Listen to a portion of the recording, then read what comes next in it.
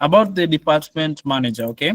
So the department manager, you can only add this after you've added your employee details, okay? Because I believe every department has a head. There's someone who is either senior there or someone who has been actually there for a long time and is considered maybe like the director or manager or something of that department, okay? So this you'll add later on after you add the employee details, but that's the first way you create a department, using the add button, okay? Second way to do that is using this import button, okay? And this is what I usually recommend in a case where you have you've gotten work to do an attendance solution for a very big organization. Maybe they have like 20 departments, or maybe it's a hospital. Hospitals usually have a lot of departments. So what can you do? You can use this template, okay? So this template, it's an Excel template. Let me see if I can let me see if I can do this now. Just a moment.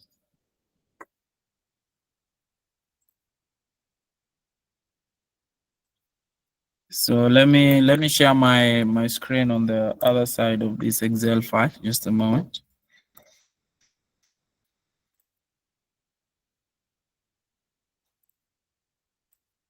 So now, okay, we are trying to add these departments using this Excel file. Why are we adding using an Excel file? This is a case whereby you have multiple departments and it will take you so long to add them manually. So what do? You download the template as I've shown, and then you come and fill it in here, okay? So now, if I come and fill department number 3, maybe just do 4. I'm not very good at Excel, so if you do see me doing things manually and not the way you expect, sorry, that's just me. And I'll give them a name. So maybe I'll start with HR and I'll say marketing. Marketing, which other departments are there in a company? Managerial. Which other one? Which other famous one? I don't know. Sales. Oh yeah, sales. Can't forget the people who get us the money. So now, this is the where you fill it in, okay? So you fill the department call and the department name, okay? Now, what about the superior, okay? So we've seen that the superior is actually an already added department. So you cannot add these if you've not already added its superior department on the software, okay? So I'll recommend you leave this blank, okay? And just keep it this way and fill in the superior department after all your departments are filled, okay? So right now we're just creating new departments. So I'll just save this file. I'll just save it. Then let me just save it and then share my screen. Let me go back to the software, guys. So I'm going back to the software.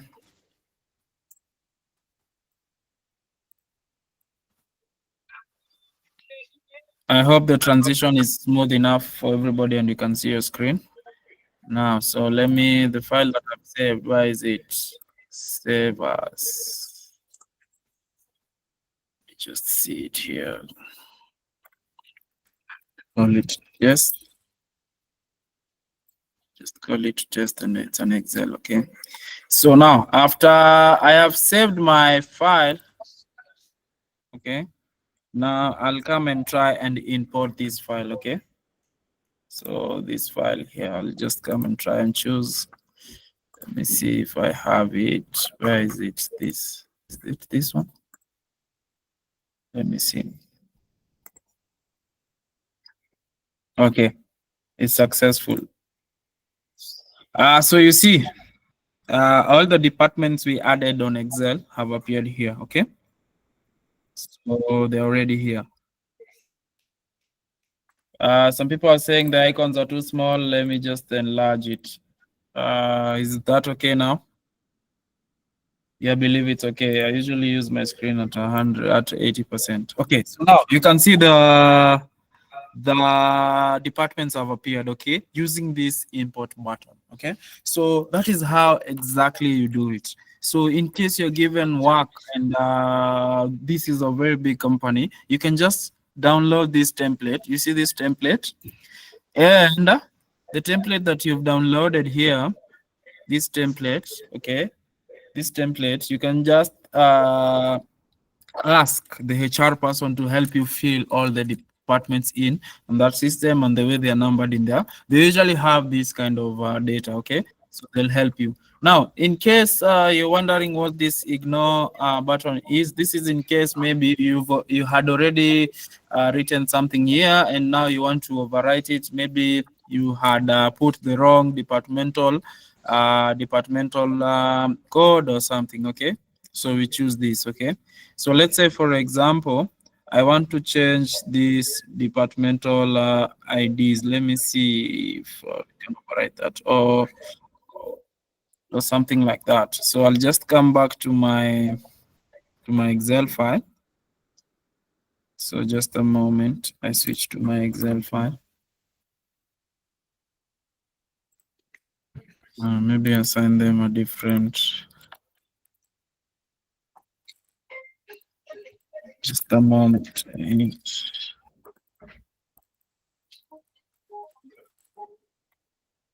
Okay.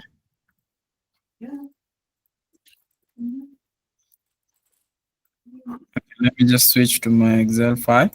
So I'm switching to my Excel, and you can see this. So I'm sharing right now my screen. I hope you can see my Excel file.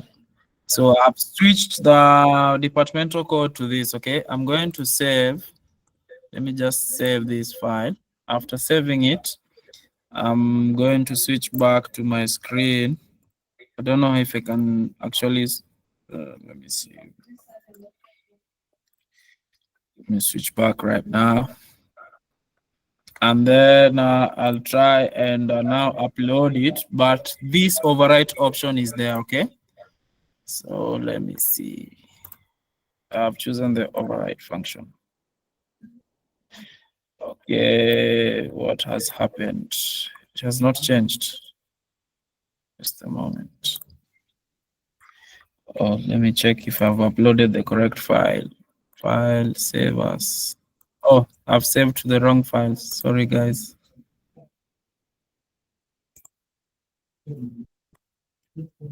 Just a moment. Import. The file that I've saved is called test. So overwrite, click confirm, successful. Okay, it has added. Sorry, just a moment. Let me check what I've done wrong. Same.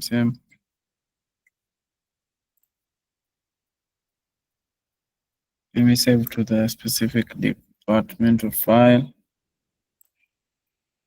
Just a moment. So I'm trying to overwrite the actual data using this Excel file to show you that I can actually do it instead of making.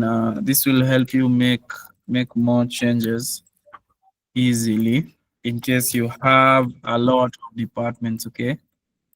So we're going to drop and then 13 and try and save this. Save this file. Try and import it back. Just a moment. Okay, this is the recently saved one. All right. It should change. Okay, it's just updating. Okay, I'll check what the issue is with that and then I'll explain later. Maybe I need to enable something, but you should be able to make these changes actually in case you have, I think I should actually download this Excel file first. But anyway, that's how you allow, I'll check on that and check back to you guys. That's how you actually import, okay? So now we have this personnel transfer option, okay?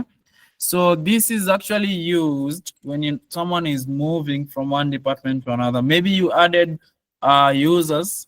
Maybe you already had users on the software, or you've been called to a site where somebody did not create the departments, and the users are just everywhere. Okay, or they're in one default department. So what do you do? So you use this personnel transfer. Okay, so if maybe I want to move someone to the HR department, I come and select this HR department. So I come and select it like this HR department, and then I do what? I just come and click the personnel transfer and add all the employees. So this is actually better than if you have employees on board. Actually, I realized what I was doing wrong while trying to make the changes. So there's one thing I should have mentioned. This departmental code, once you assign it, you cannot change it. So the reason why the system was not updating this number is because of that. I forgot to mention that. So when you create this departmental call, if you made a mistake on the code itself, you'll have to delete the department itself, okay, the whole department. But maybe if you needed to make changes on the name, you can just on the Excel file itself, just make sure the departmental code is the corresponding one, and then you can change the name and it should change. So let me try that. Let me see.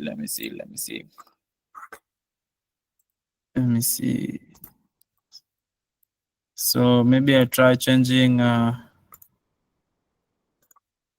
names.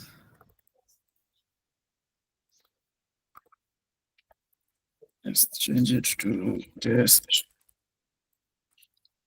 So that is how you do it, okay? So make sure you always organize your departments correctly. So the departments are important because when you're accessing the reports, some of the clients might want these reports in departments and that, and you don't want to be that person who has not yet configured that.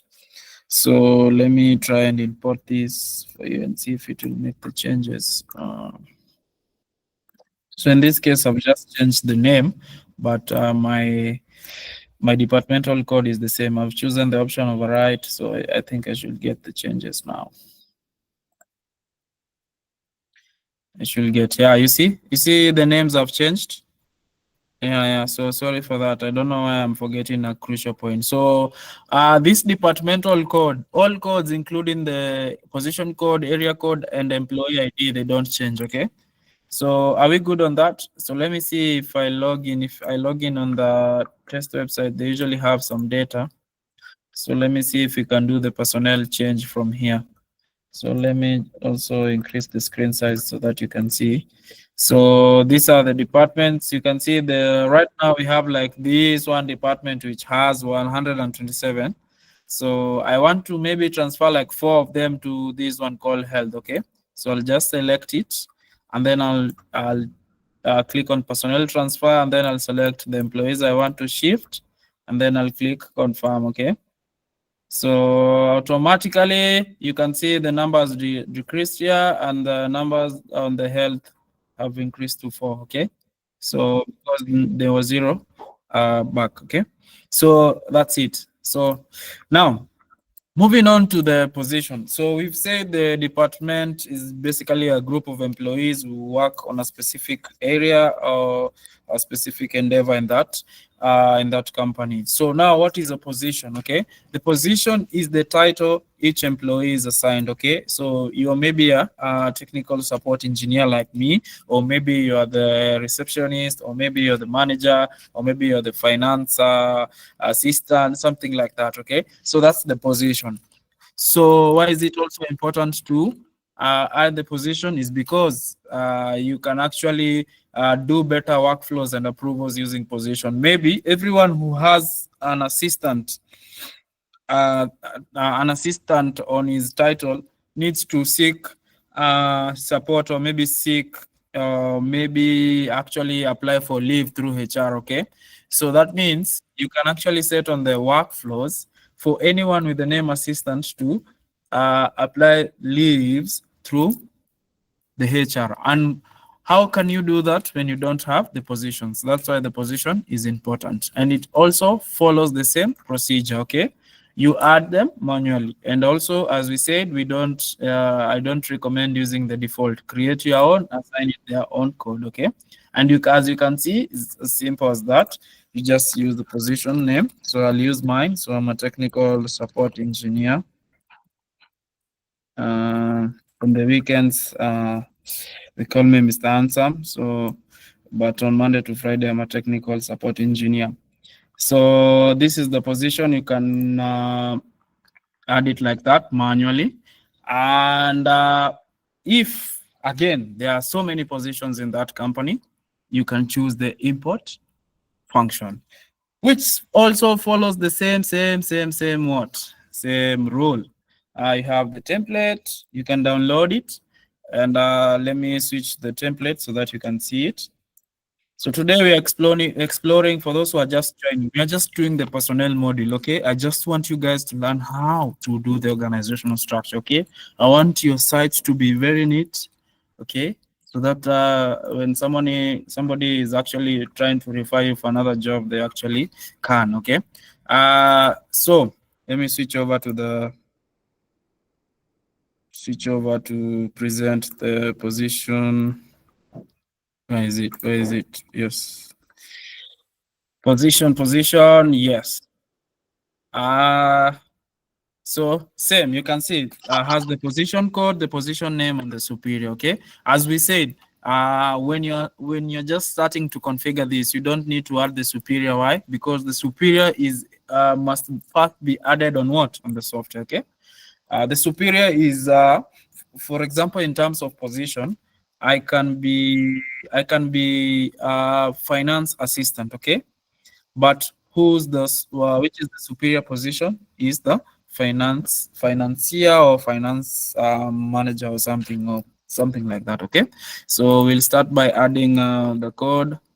I'll do 3, 4, and 5, and then I'll do which positions are famous. And guys, get your heads out of the gutter.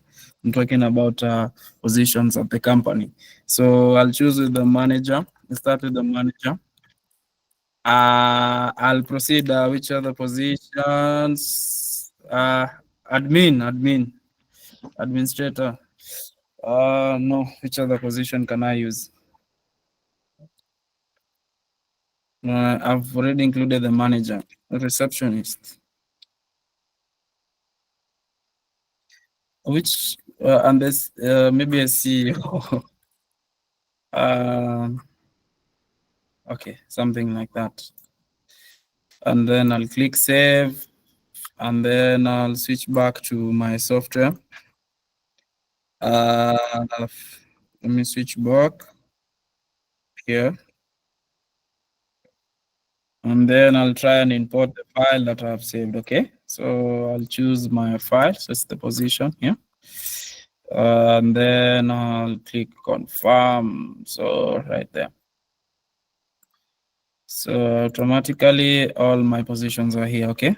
So now, as we said also, this position called does not change. If you need to change it, you have to delete first. Okay. But in case you need to change maybe the title name, you can do that smoothly here. So yeah. So also with positions, we have also the same option to transfer personnel. Maybe someone has been transferred from a junior position to another position. Okay. So you'll still do the same. So I'll come back to my test or demo link, and because it has data, and show you how to transfer. Okay. So maybe someone is moving from support and now they are maybe an IT manager. Okay. So we'll come and select this one and say maybe someone is moving from this position to another. Okay. So I'll choose maybe this too. So now, as you can see now, the IT position has 4 employees. So if I now transfer these to 2 employees to that position, there should be now 6. Okay, so you can see the number here has increased to 6. So yeah, like that. Now I'll proceed again to the area. So on the area, This is where most people start getting confused, but I'll just explain it easily, okay? So areas are any place where you have a device, okay?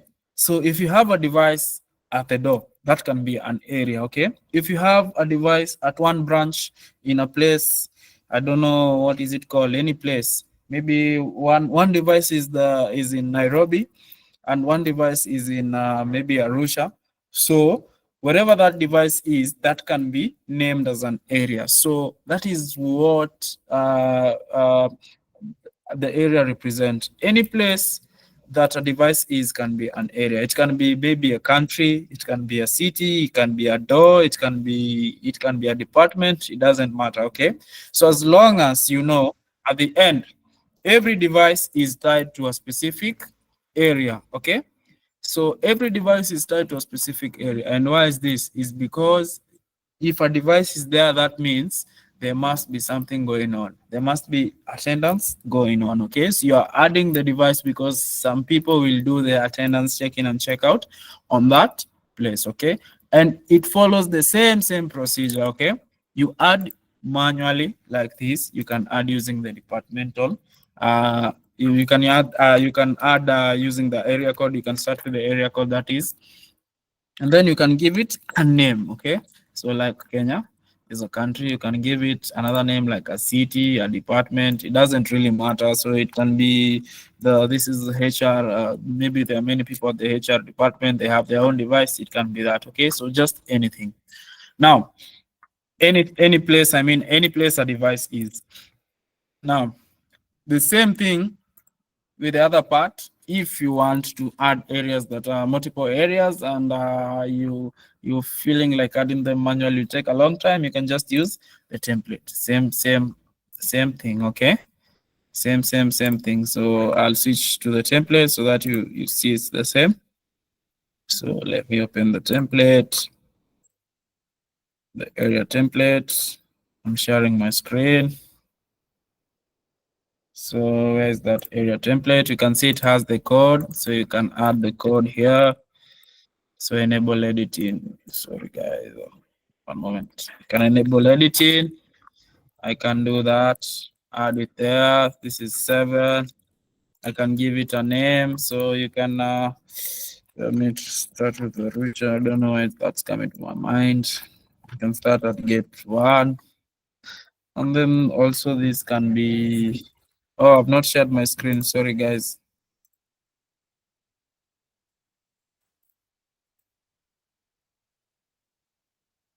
So area code 5, 6, 7, maybe get B, something like that. Okay. And as we said, it's when you're doing configuration for the first time, Superior is not added because it must be an already added thing on the software. Okay. So it will be easier to just mark it later. So I've saved it. So I'll go back to my software. Let me share my software again. Okay, so after I've shared my software, I'll start by choosing the file, keep ignore, and then upload it. So it is successful. You can see it's there. Okay, it's working. So that's how you do it. Okay. Also for personnel transfer, the same. So you can transfer personnel from one area to another in case maybe someone has moved and they need to check in from a specific device. Okay. So I'll in this case I'll show you using the test area here. I mean the test link. So the demo account. So you can see we have people here and are not authorized. Maybe I can change them to this area called IGO. Maybe select the personnel transfer like that. Select the employees I want to transfer and then click OK. Okay.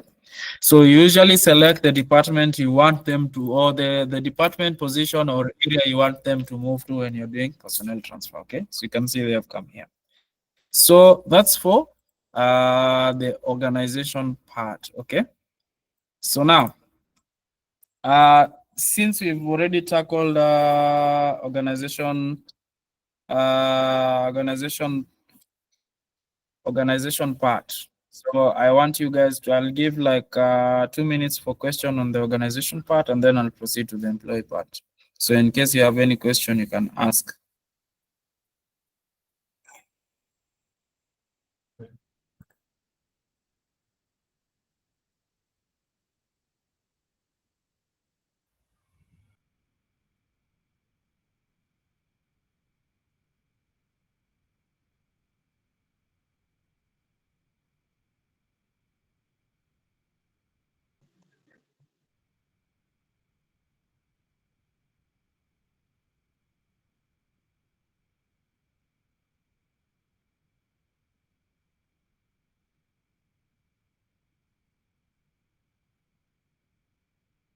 Okay, guys, you can ask questions. I'm waiting for questions on the personnel. So you can just raise your hand if you have a question. So there's Lewis. Please make sure this question on the part I'm asking, okay? The organization part. If you ask a question that is different, I'll have to ask you to wait, okay? Okay, so Hi, we Dennis. have, yes, hi. Okay, my name is James. Okay, hi, James. Yeah, I'm fine. Mhm. Okay. Just a simple question. Mhm, You have mentioned three categories here, which is a position, mhm, area, and the department. mhm, Is there any issues if, for example, it might happen, the mhm. area, department, and the also position might be the same name. Is there any issue with that? No, no, No, there's no issue. Yes, yes. you're You okay. can see like right now we have an area called HR and we have the department called HR. The name is not a problem. They can be all the same name, no problem. Okay. And Yeah. the okay, initially you said the department, is it department code or whatever? The, Mm-hmm. the, the area code or department code cannot Mm-hmm. be changed. You have to delete it. But you Yes, can yes. reassign the same, right? Right? You can do? Can you reassign the same code after deleting it? Yeah, If yeah. you Yeah, yeah. If it's not okay, there, if it's not on the system already registered, you can just reassign it. The reason why the code does not change is because of what exactly you have said. You can have the same name for everything, yeah, but maybe even departments that have almost similar names, okay? But what yeah, will differentiate them is the code, okay? So it's a that's code. why, yeah, yeah, yeah. So yeah, I got it. yes, okay. Any other person question? Christian, you can speak. Don't worry. One or two more questions. Someone is asking, can you belong to one to multiple departments? Unfortunately, no. I have a Unfortunately, question. no. Yes. I have a question Yes, you can ask. regarding the area. I'm Victor Andola. Yes, yes, Victor. Regarding the area, using the example that you are given us, Yes, say, yes. go back to it. Let me I use show you. Mm-hmm. Come sit with me. Yeah. get B. Who? Yes, get B. Yeah, let him come. Supposing I'm just I'm coming. enrolled on get A, Mm-hmm. and then I have an assignment in Arusha Mm-hmm. within the same department, and I want to go Yes. clock in or out there, but Yes. the details have to be synchronized. Kindly Okay. expound on how someone has to address that. Yeah, that's a very good question, actually. So, here's the thing, you can only belong to one department, you can only have one position, but you can be under two areas or three or four. Okay, this is the reason why you might be sent on assignment on a branch from HQ, okay? And they expect you, because you clocked in at HQ, you'll clock out at the specific branch. So what do? We add your name and or you as an employee under both areas, and you'll be able to check in at HQ and check out at the specific branch you've been sent. And the reason why the data will still be yours and still the same, it will not be two data, is because of what? It's because of your employee ID, okay? Your employee ID is unique, is a unique number that identifies you on the system, okay? Okay, and this employee ID is what also is matched to your transactions, okay? So if you check in and check out, check in at HQ and check out at another place that you've been sent, what the software will check is the transactions that are coming from the specific employee ID, okay? And then they'll create the report using your employee ID, okay? So your report will be one, okay? It will be one report saying you checked in at HQ and you checked out at the specific branch, okay? So that's how it keeps track of your data, through the employee ID. Are we together?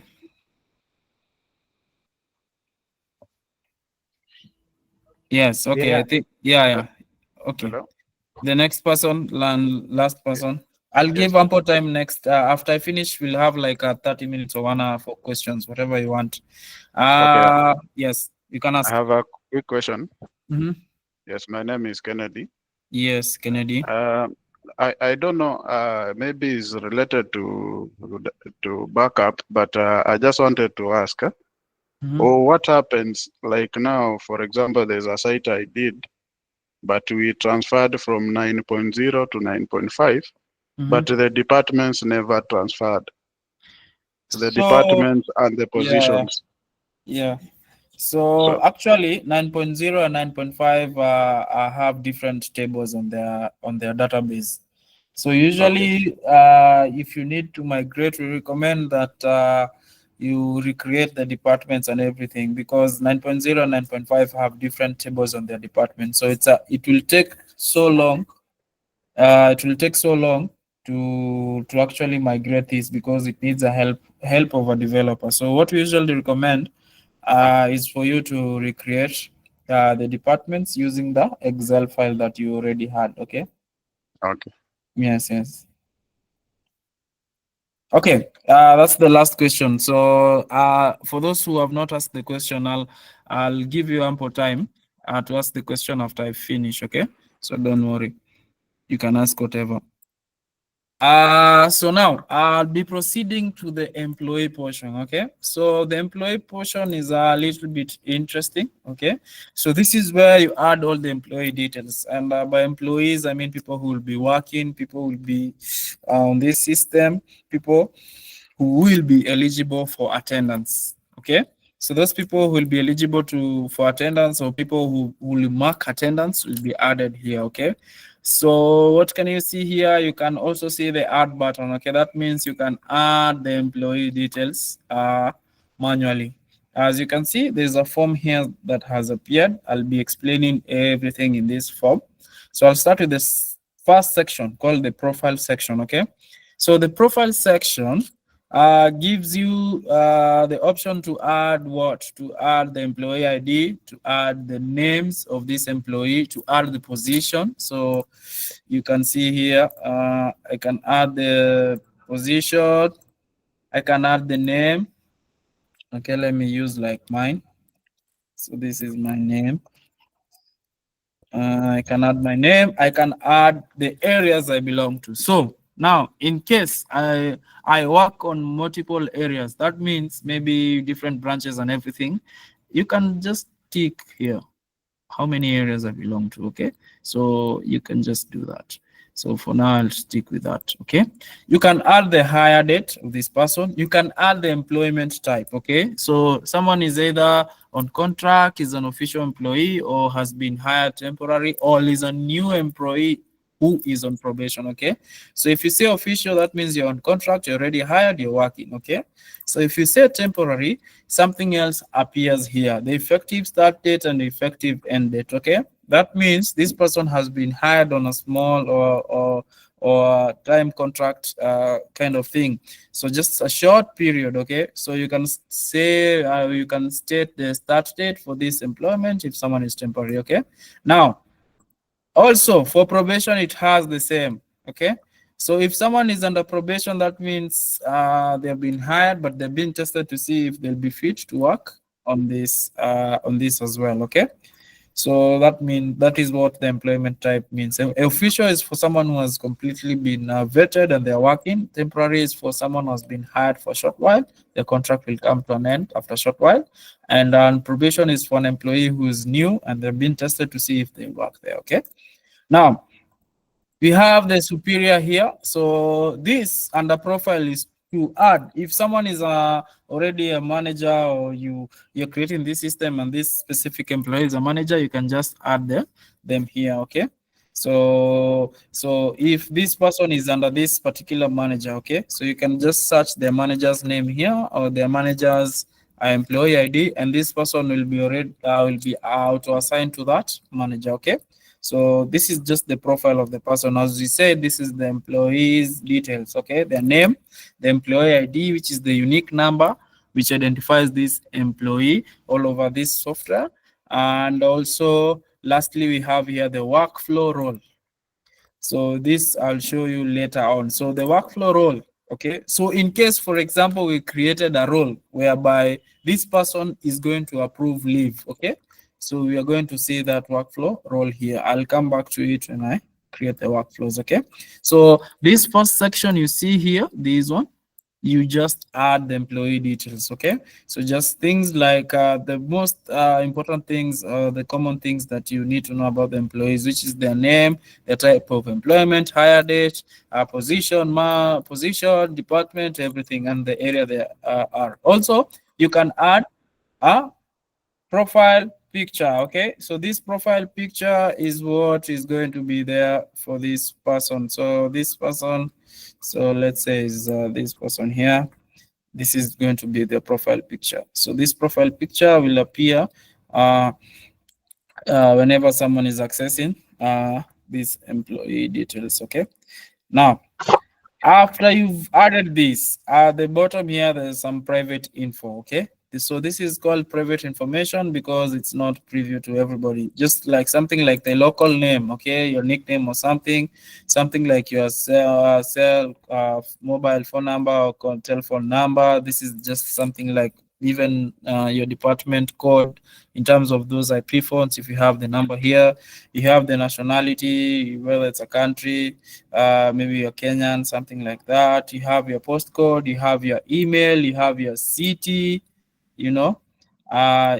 You can see that, and you can also, like, let's say if my local name is, let me see, I've added my local name, okay. So this is my local name, okay. So you can see this information, you can hide it or show it here. So this is my local name and things like that. You can add also the gender, the birthday, the mobile phone, and the address, okay. This is just some private information, maybe for someone like the HR or something like that, okay. Now, after private information, you have the device access, settings, okay. So this is actually specifies how each employee interacts with the device they have. So number one, we have the verification mode, okay. So you can choose the verification mode for a specific employee. So if you want a specific employee to be using card, to be using maybe just fingerprint or something like that, you can add it here, okay. Also, you can add the device privilege. This means that this person is either an employee, is a register. A register is someone who is used to enroll people, is a system administrator, or is a super administrator, okay. Now, this will all come back to the device itself, the biometric device. So when someone is an employee, that means on the device, they only get to punching and out, okay. If someone is a super administrator, that means they can access the device menu, they can make changes to the device, biometric device, okay, on the menu, okay. So you can add also a pin. This pin is also used to verify on the device. You can check their fingerprints, face, data. Here you can see how many they have, and also you can proceed to enroll, okay. So you can see now I can enroll for this person. So like this enroll option comes in handy when maybe you're registering a new employee and maybe you're far away from the site, maybe you're in HQ, you can just add the details here and then enroll the employee using maybe a card and fingerprint enroller or something like that, okay. So with the fingerprint enroller maybe connected to your USB port, this you can enroll this, okay. So yeah, so something like that. Also for face, you can do the same on a specific type of browser, and also Palm, you can also do this with a Palm enroller, okay. So we have this for enrollment. Now, under attendance settings, you actually get to create something like the self password. So this self password will be used by the employee to log into their self-service portal, which will be showing also on this training, because it will cover that, okay. I'll be showing it on the last training. This is the self password. self password is used by the employee to log into their self-service portal. What? Self-service portal. So the self-service Unaona portal. anacho display? So this is the self-service portal. Okay. So the self-service portal is where the employee can request for leave, can request for things like that. Okay. And check the attendance data. Okay. Now, also you can enable or disable attendance. So in case maybe someone is added here just for record keeping, but the attendance, it doesn't matter, you can just disable here. Okay. But if someone needs to mark attendance, you enable. Okay. You can also enable and disable overtime. So what does this do? If you disable, that means this person is not allowed to work overtime. If you enable, that means their overtime data will be automatically added. Okay. Enable schedule. If you disable, that means this person will not be scheduled and therefore they will not be marked under attendance. Okay. And then we have the enable holiday. So if you disable this, that means this person is not eligible to go for any holidays. And if you enable, that means any holiday that appears, this person will not be marked as absent, but they'll be under holiday. Things like that. Okay. Enable compensatory, you just have to leave this. This is actually not for our region. So this compensatory is for those kind of workplaces whereby you can, if for example you're scheduled to work for 8 hours a day, you can choose to work like for 10 hours today and tomorrow you choose to work 6 hours. Okay. But I don't think it's there. This attendance group, this is we'll see it mostly and refer it when we're doing you're doing the class for the attendance module. Okay, so I'll refer back to the personnel module. So you can group people, create a group and add people and say they need to mark attendance. Okay, but I'll show you that later on. Now we have the app settings. So you're enabling here how this person will interact with the mobile app. Okay, so you can enable, that means this person is eligible to get a mobile app, and you can say whether this person is an admin or an employee. If you are an employee, when you log into the mobile app, you can only see your reports and you can only request for things like leave and such things. Okay, but if you're an admin, you get to see other people's reports based on departments, areas, and whatever, and you get also to see approvals. Okay. We have the payroll settings, so I'll skip over this because payroll, we don't recommend anyone to use this software for payroll because it does not follow the local taxation rules. Okay, so I'll skip this one. And then we have the leave group. Okay, so this is under the attendance module. So here is where you add someone in terms of the leave group they are in. What do we mean by the leave group? There are some people who maybe go for leave annually. Some people in some companies, they take leaves quarterly, others they take it semi-annually. So those kind of groups, after you create them on the attendance module, you can just come and assign here. Or in case you've already assigned other people, when you're registering a new person, it will be easier to just assign them here. Okay, so these are all the details you can add for this employee. It is a lot of details, and I recommend that you work with your client to make sure that all these details are correct, especially this under this profile area here. Okay, and then the rest also you can show the client how to fill. You don't have to fill everything on your own. Okay, so all of these things you can actually show your client on how to use them, because now you understand a little bit, or you know how to use. This is just user data. Okay, now in a case whereby you also want to add multiple employees and it's a list, maybe 600, 700, what do? You come back to the import option. Okay, so we have a lot of options here. We have import employee, we have import document, import photo, or import USB employee. Okay, we're going to first start with this option called import employee. So import employee, this is where you create the templates on now to add all the users. Okay, so this is a bit different from the organization part. Okay, on the organization part, it comes as a complete template. On this employee template, you have to create it on your own. Okay, so you choose what kind of data you want to add. Okay, So for example, you want to add the first name. The employee ID, of course, is marked as mandatory because each employee is identified by it, okay? The last name, so for me, maybe I'll do the employee ID, first name, last name. I'll do the departmental code. I'll do the position code. I'll do the area code, and I'll do maybe the, let me see. I'll do what else? Let me try gender. Okay, so this is how my template will look like. You can see it here. So this is how it will look like. Okay, are we together, guys? This is how it looks like. So now when I go to click download template, my template should look exactly as this. It should have the employee ID, the first name, last name, departmental code, position code, area code, and gender. Okay, so let me download this. So let me download it. So I'll open it and then I'll switch my screen to the template itself. So let me switch to the template. So let me switch my screen.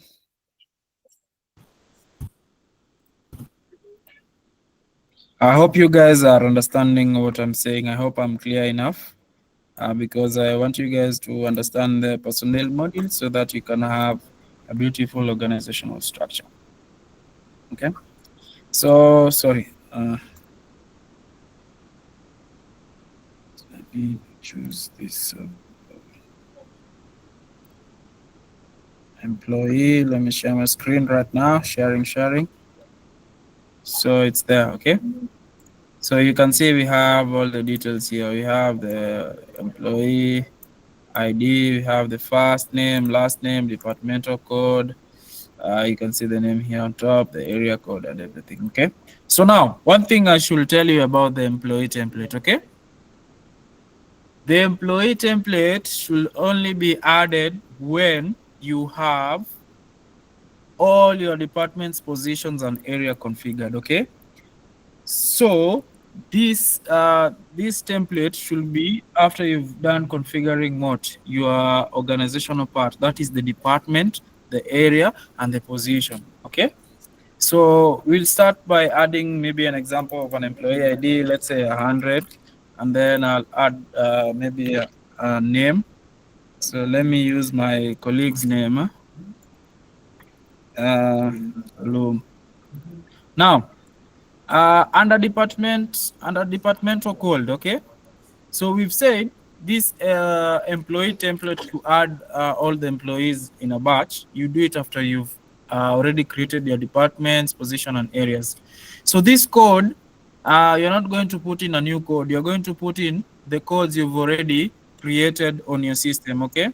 So let's say, for example, let me see. For example, I want to add this person to the IT department. Let me switch my window so that you guys can see it.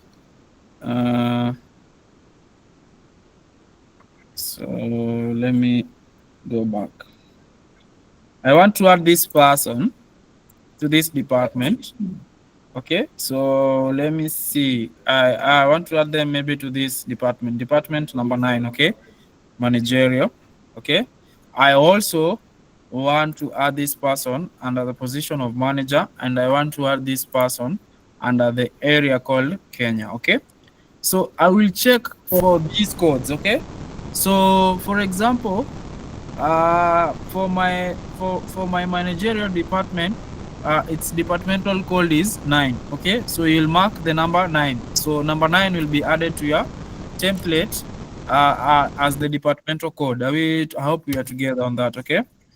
For position, it will be department position code 3 because we want to add this person under the position of manager, and then we want to add this person under the area called Kenya. Okay, so in our template we'll use the departmental code number 9, we'll use the position code number 3, and we'll use the area code number 3. Okay, so when I'm switching back to my template, employee template here. So let me present it.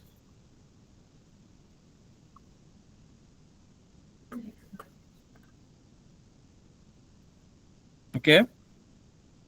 So we've said the department code is number 9 for managerial. The position code is number 3 for the position called manager, and the area code is 3 for Kenya. Okay. Now for gender, it's either male or female here in Africa. If you decide to implement this system in other countries, you have to check with the local people. So for mine, I'll use male. Okay. So yeah, so this is my my template now. So we have the employee ID number 100, the first name. The first name is Billy, the last name is Olum, departmental code is 9, position code is 3, and area code is 3, okay, and gender is male, okay. Now I'll click save, and then I'll switch back now to my software. And after I switch back to my software, I'm going to actually try and import this, okay? So let me switch back to my software.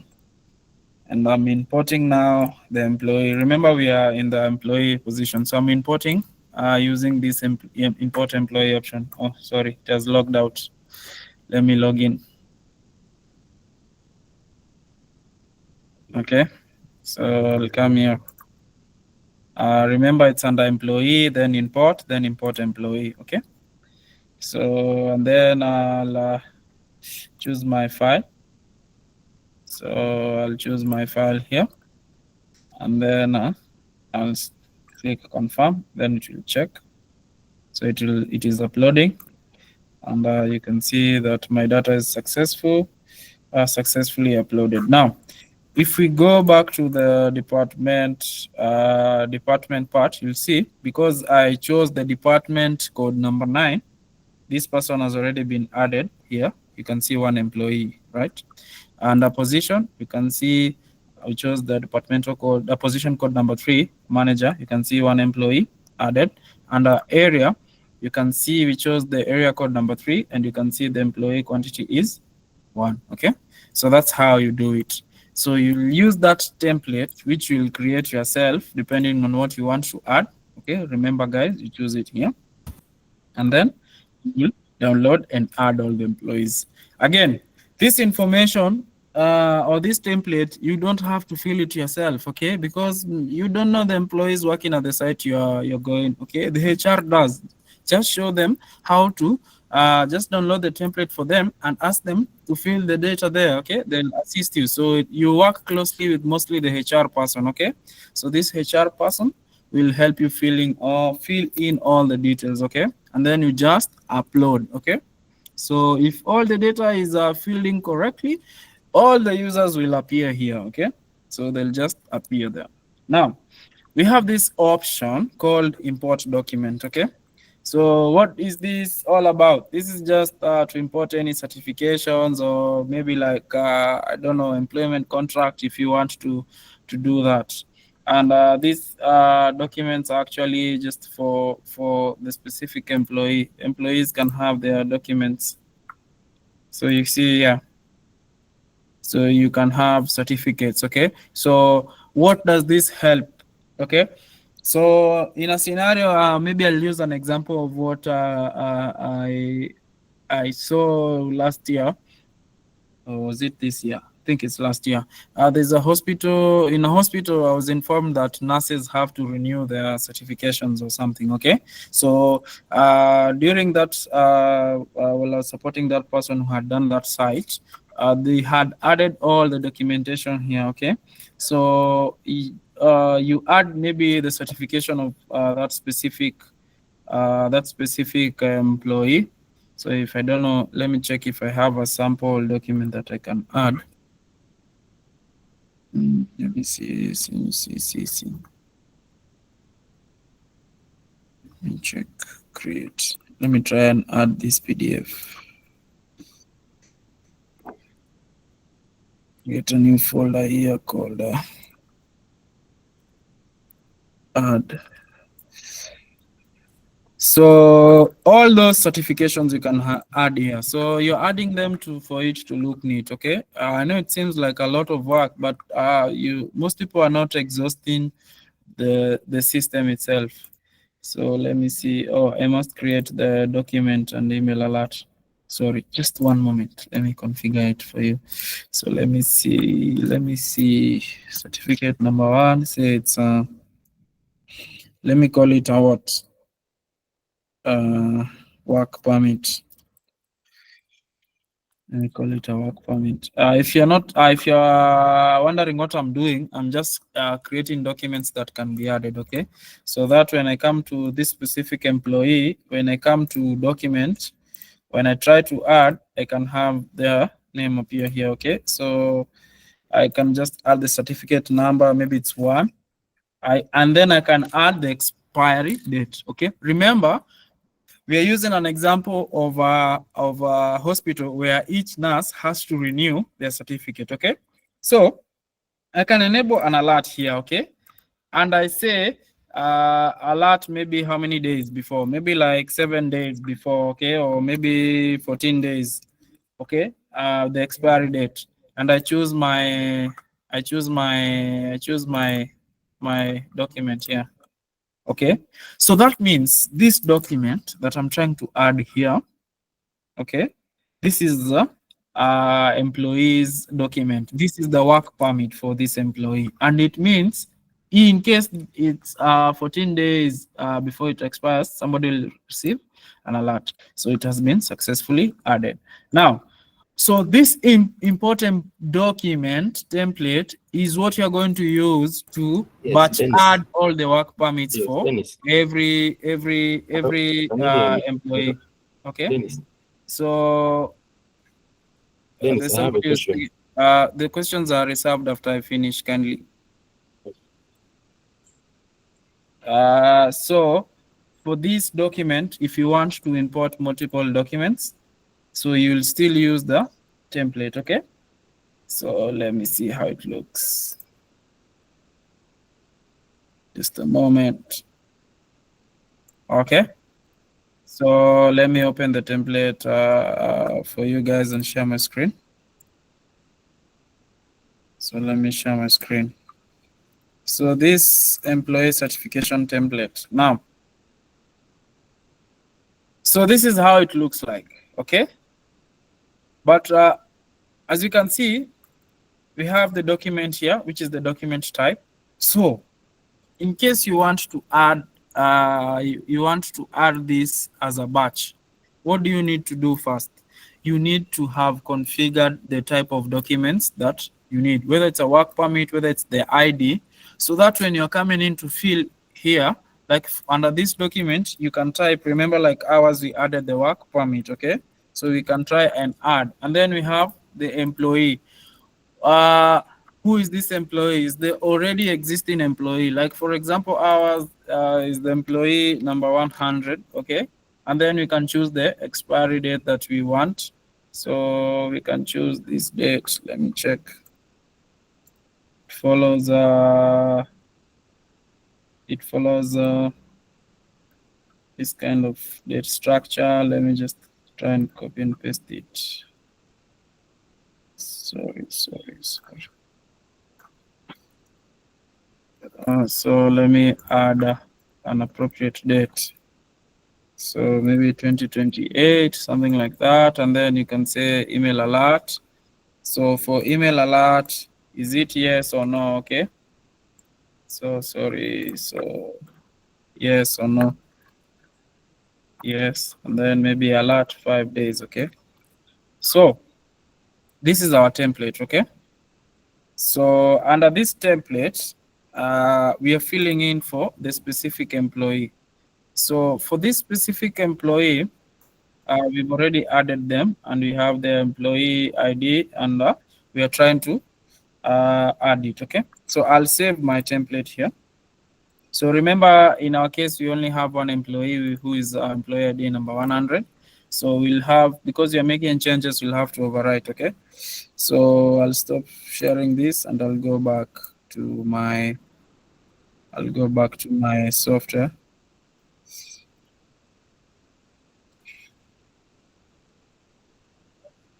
I'll go back to my software. Okay, so now I'm on my software, and I'll choose the file. So I did something wrong. I added the name of the document instead of the document ID. So let me change that. So as you can see here, we have a guide. You can see on your screen here, we have the guide on how to fill. Okay. So here we have the document is the document ID, the employee is the employee ID, the expiry date follows this format. We have the email alert and the alert before how many days. Okay. So let me quickly change my document type to the document ID. So I've changed it to 1. Let me save first, and then I'll choose the file. So where's this file? It's here, employee certification, and then I'll choose overwrite because I've already added for the same employee. So I just want to overwrite the data so that you can see. Okay. So it has been successful. Okay, so when I open this, when I go to document, it should have changed. So you can see now the certificate expires in 2028. It was not this before. And the alert before was 14 days. Now it's 5 days. Okay. So if you're doing for multiple employees, that means first of all, you must have imported all your employees. They're here and you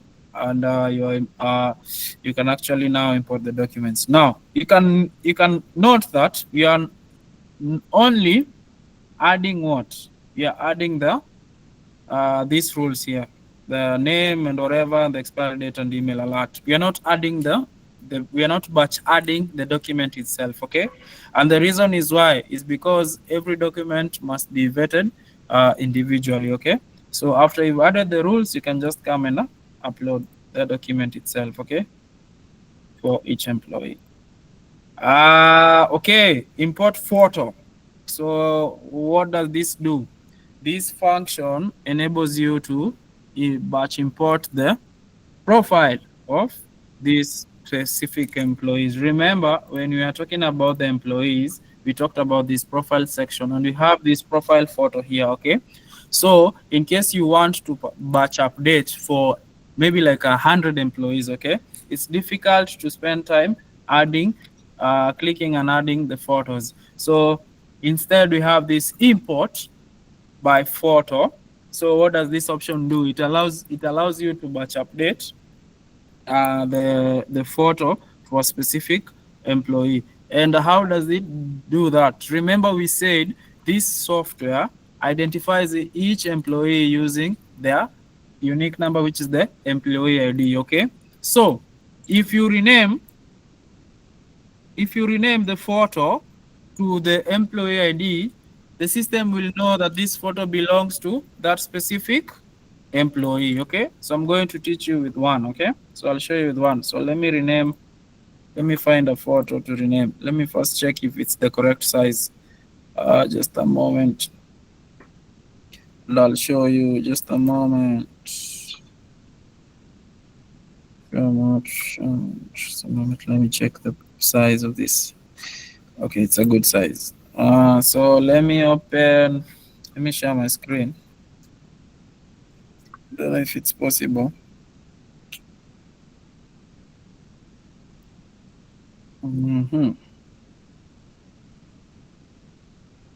Just a moment. Let me share my screen. So this photo has to be renamed. To the employee ID. So let me just share my screen shortly. Let me share this window. So I'm under you can all see my screen. My screen has appeared. It has not appeared. Oh, it has appeared now. So under this screenshot folder, you can see this employee here. So this employee, this picture here, I've changed the name to the employee 100. You can see here the name is 100.jpg. Okay, so the file size is okay. So let me see. Let me show you guys properties. Show more options. Properties. It's I don't know if you can see. It's around 6 KB. So let me switch back to the software, and we check how to import these. So let me switch back to the software. Switching back to the software now. So we've renamed the picture to the employee ID, and then we're going to upload.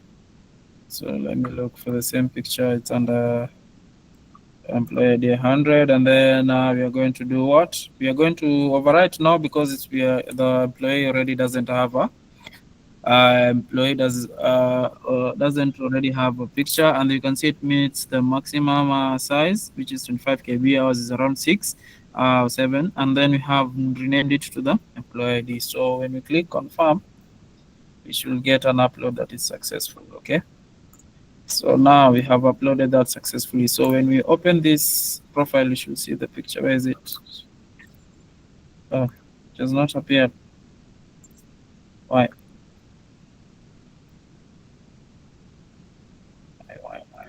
Why?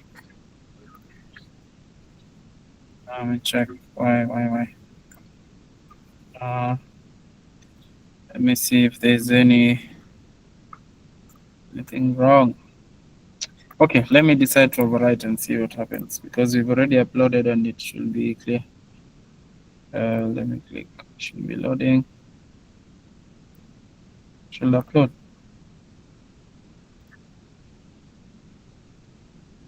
Okay, yeah, it's there. Just come. Okay, so you see the photo is there. So in case you remember, in case you are doing this for 100 employees, what do you have to do? Just create a folder and make sure the picture of each employee has their employee ID, okay? And then when you click import, you can actually batch upload, okay? So you can see this here, you can choose to upload the whole pictures, okay? So that's how you do that. Now, proceed now next to import USB employee. So this is for people who have maybe an old device, okay? And the employees can only be accessible using the flash drive. This is because your old device cannot connect to our web-based software. Remember, the minimum requirement for any device to be added to this software is for it to have what? Cloud server settings, okay? So cloud server settings is what allows the biometric device to connect to our web-based software, okay? So be it an access control software like CV Access, CV Security, Amatura, whatever, the minimum requirement is for the device to have cloud server settings, okay? Now, I should say this. Sometimes when you visit our distributors, they tell you this is an attendance device or this is an access control device. Mostly you can just add any device, okay? But for specifically for BioTime or any attendance software, the only device you cannot add things like an in-bio, okay? Like an in-bio is an access control controller, doesn't work with attendance. But any device from the F18s to K4s to the sales face that we have right now, speed face, can be added to this software for attendance, okay? So for those who have the old devices that they don't even have cloud server settings and they cannot be upgraded to include the cloud server settings, you can copy the employees on a USB drive, and then when you can choose to upload this, okay? So this is very rare. This is very rare. Right now, like from 2020, every person who buys a device from any distributor across East Africa, it should come with cloud server settings, okay? And how do you check for cloud server settings?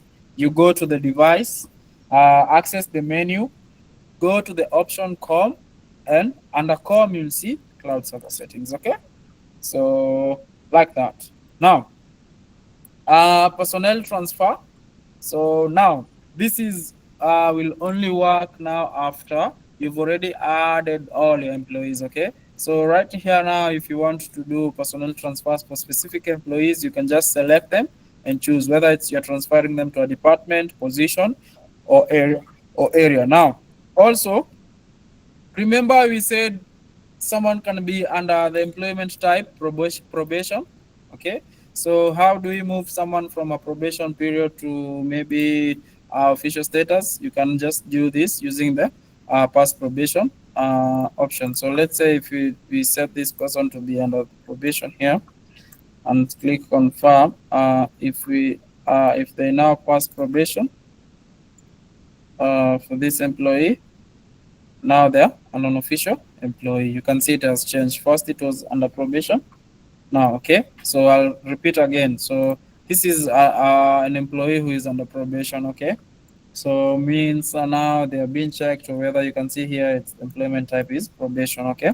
So now they have passed the probation period, or the manager is the person who's supervising this person is excited enough with their work, and they want now to make sure this employee is an official employee. They can just use this pass probation button after you select the employee, and you can see the employment type has changed to official, okay? So this button is here in case you want to pass probation for multiple employees. You can just select them and just do that, okay? We also have the option of resignation. This is to resign any employee that has maybe left the company for any reason, okay? Now, I'll go to app. So this app option here is to enable or disable, okay? So if you enable, that means this person is allowed to use a mobile app. If you disable, this person is not allowed to use the mobile app. So even if they download the mobile app, they'll not get to access, okay? Under more, we have options like resynchronize to device. That means you want to resynchronize this person to the device. We have re-upload from device. You want to upload their names or everything from the device. Or delete biometric template. You want to delete this person's biometric template, or export USB employee. That means you want to export this data. Let's choose like this, okay?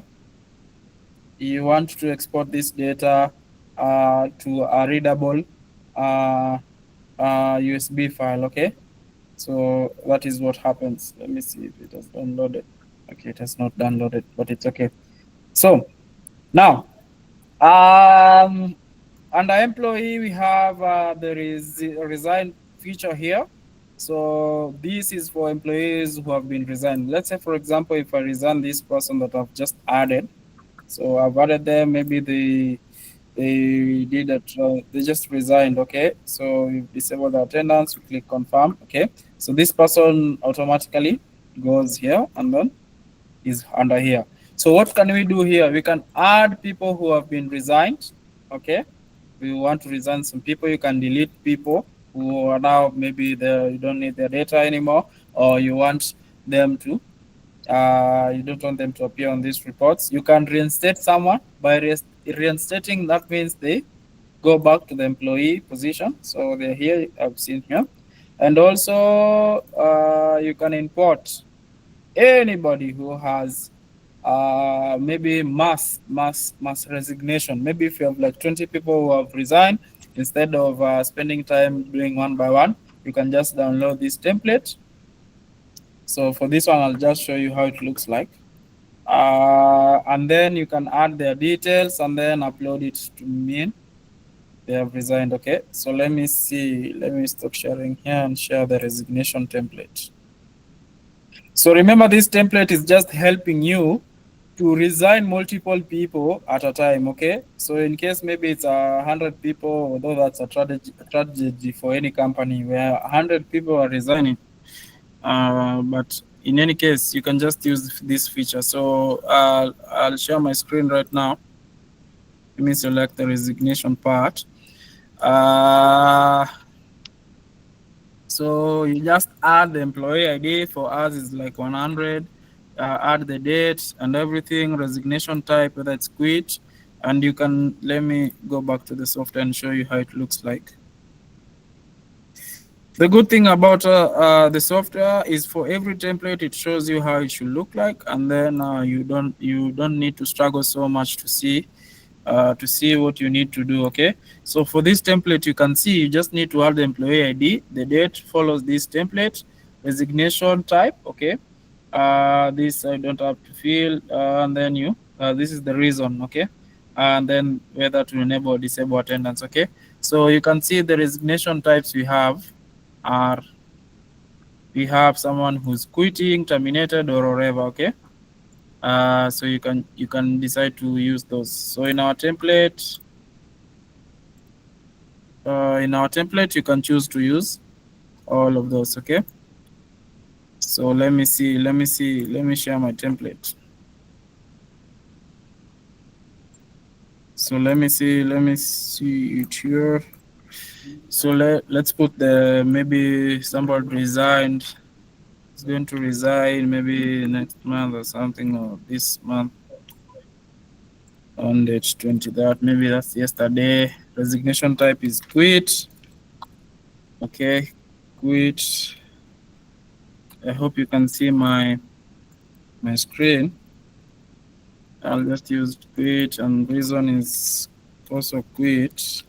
And then attendance, I can say disable, and then I can click save. Okay, so when I click save, now I need to go back to my software. So let me switch back to my software. So when I'm doing this, I'll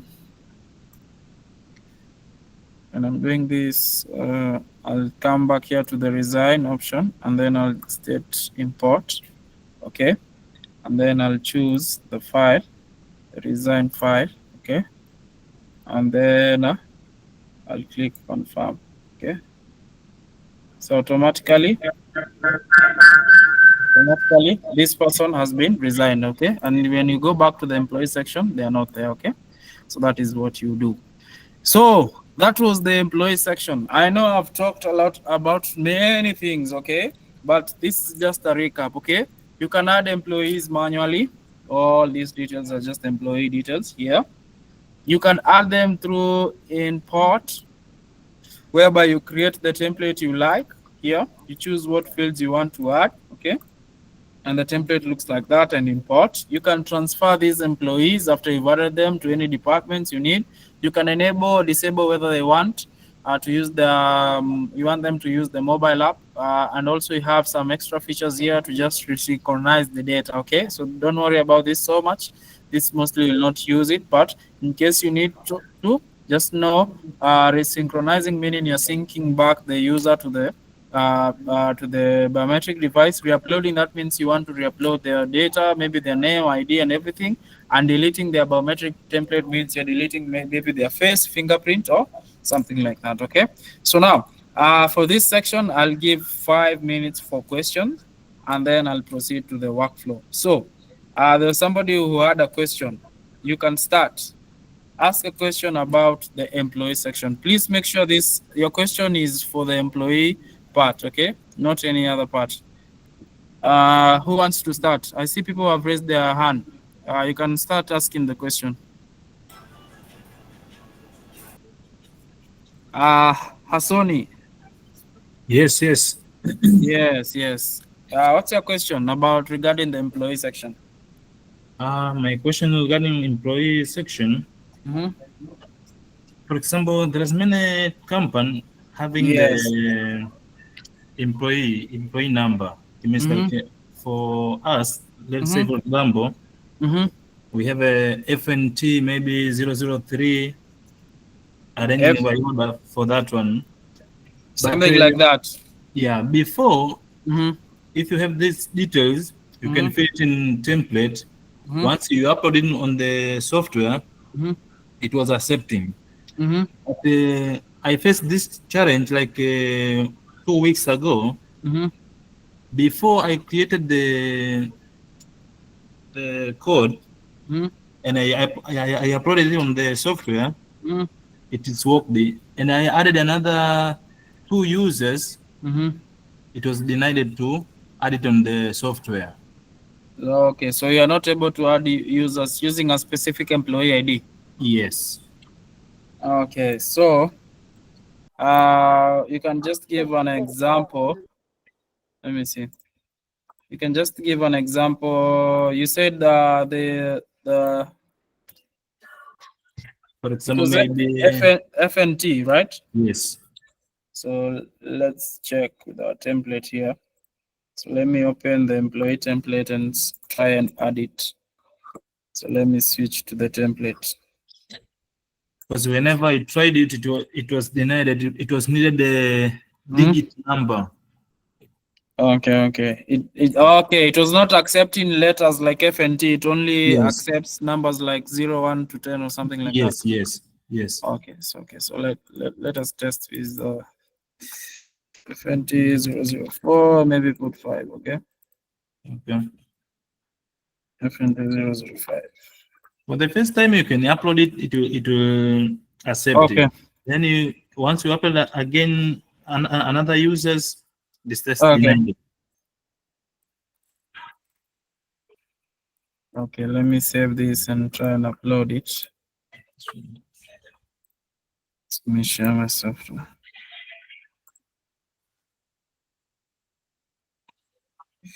So usually it should accept because our software accepts you to allows you to add alphanumeric codes. So in your case, maybe the best thing to do is for you to schedule for a support session. But let us first test with this template that I have. Okay. Let's see what we can get.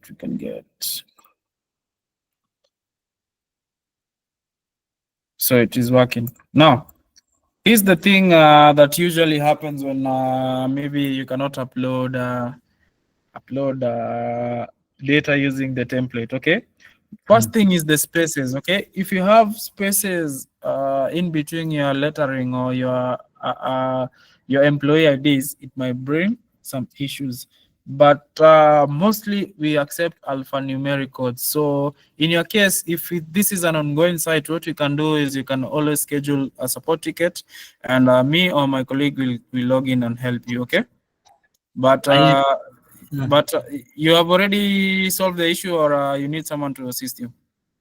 I talked to one of the support, and he was saying that that one will not accept, even synchronize with the device. Okay. It will not happen until I use the number instead of using this alphabet.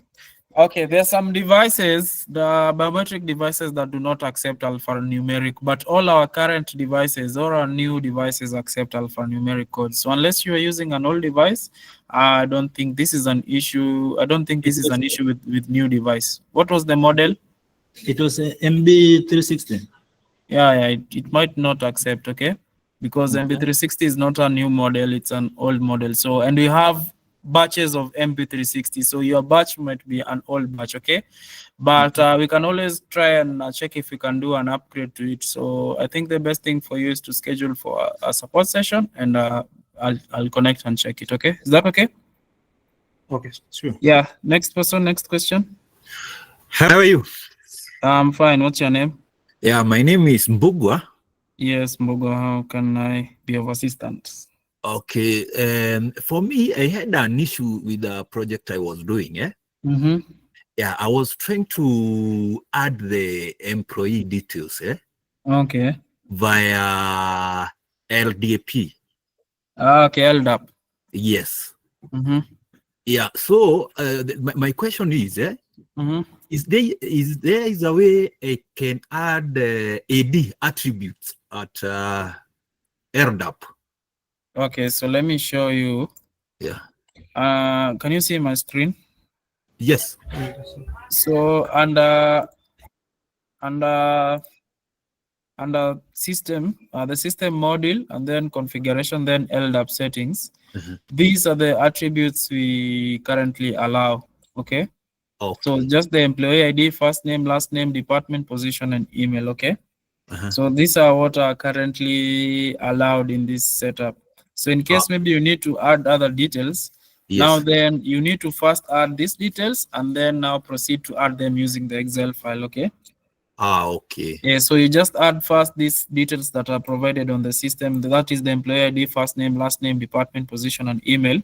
But in case you need to add all other details, you just need them to you need to go to now to the personnel module and add them using the templates that are available here. Okay. Okay. But just a comment, Okay. Yeah, it's better to have more AD attributes, So okay. That, in future for the Yeah. We can check on that. We can check on that. Okay. Thank you. Okay, you're welcome. Next question. Hello, Dennis. Hello, how are you? I'm good. This is Anthony. Yes, Anthony.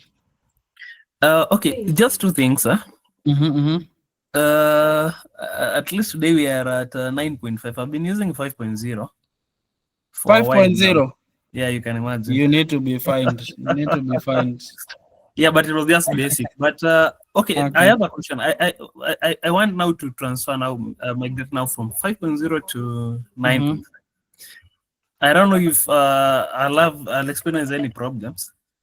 Okay. That was the first question, and then I'm using K40. I don't know if it's is it okay? compatible? 9.5. Yes. So now, Mhm. I'll start with the second question, okay? So Okay. we said during this class that the only requirement Okay. you need on the device for it to be added to this software is for it Okay. to have cloud server settings, okay? Yes. So Yes. if your K40 has cloud server settings, we can add it, okay? If it Okay. doesn't, what you do is you ask for support. You send us the serial number to us, and we'll check whether we can issue an upgrade file to you Okay. so that it Okay. can be added, okay? Okay. That's the second question. The first question, now you're moving from 5.0 to 9.5. 9.5. Unfortunately, there is no direct upgrade because your version is too far away. So the good thing is all your Okay. transactions and users will be also stored on the device, okay? Okay. So that means when we add the device to this new software, all the Okay. users will just sync back to the software, and the Okay. transactions also will be there. What you'll have to do again is all other configurations, okay? Just arranging people in their departments, arranging people in their positions, creating the timetables, all other things, you'll have to do it again. But the transactions and the users themselves will not be lost. And if the transactions are not lost, that means when you configure now even the timetable, you can even check reports for even 5 years ago if the transactions are there. So this software will help you do that. So in your case, just know that the user data will be there. The user data, I mean, the users themselves and the transactions. But everything else you'll have to configure it again. Okay? Okay, thank you. Yes. Okay, next person.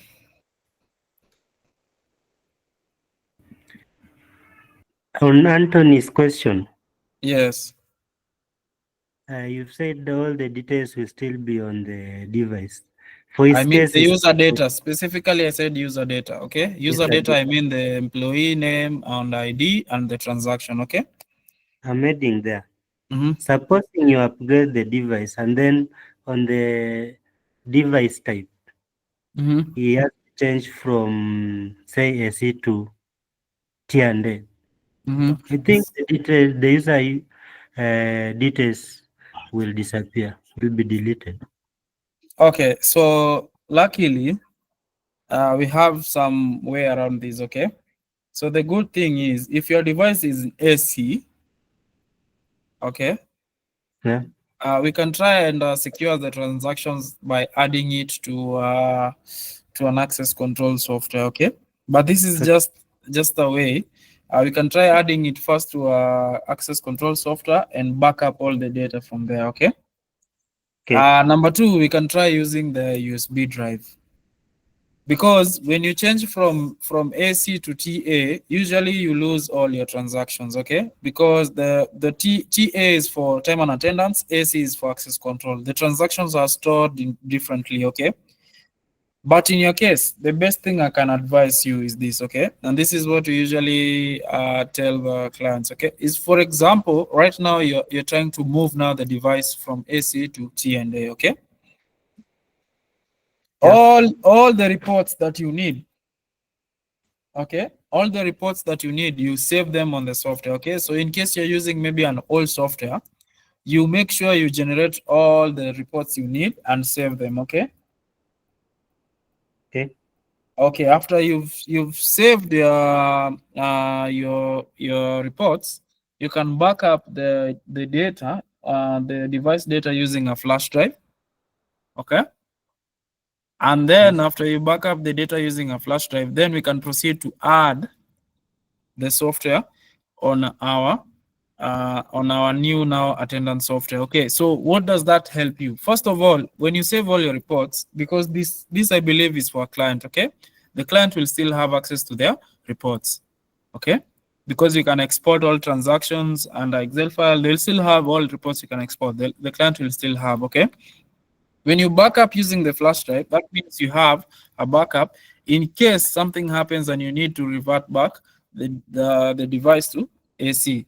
And now, when you add it to the new software, you can just start afresh without the fear of that you've lost your data. So what we usually advise is for someone to make sure all the reports that they need, they export using the old software, or they backup using the flash drive. Okay, so is that okay for you? Okay. Yes. Next and last question, please. Hello, Dennis. Hello, Dennis. Hello. Advice. Okay. How can I? I actually experienced an issue trying to configure the device, one of the devices I was installing recently, ZK3969, with the BioTime 9.5. One, it couldn't read directly to 9.5, so I had to try to use another app. I think I had to downgrade to 3.52, I think. That was one. And another thing, I also had issues with its password, how to access its password. Because every time I tried to access it, told me that like I needed to input a password, which I could not access the menu. Okay, so you're trying to copy the user data or what?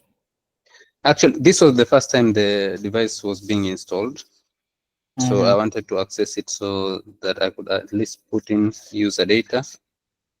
Okay. So for the that, password I'm talking about is the direct password to the device. Yeah, and I know it has an admin lock, right?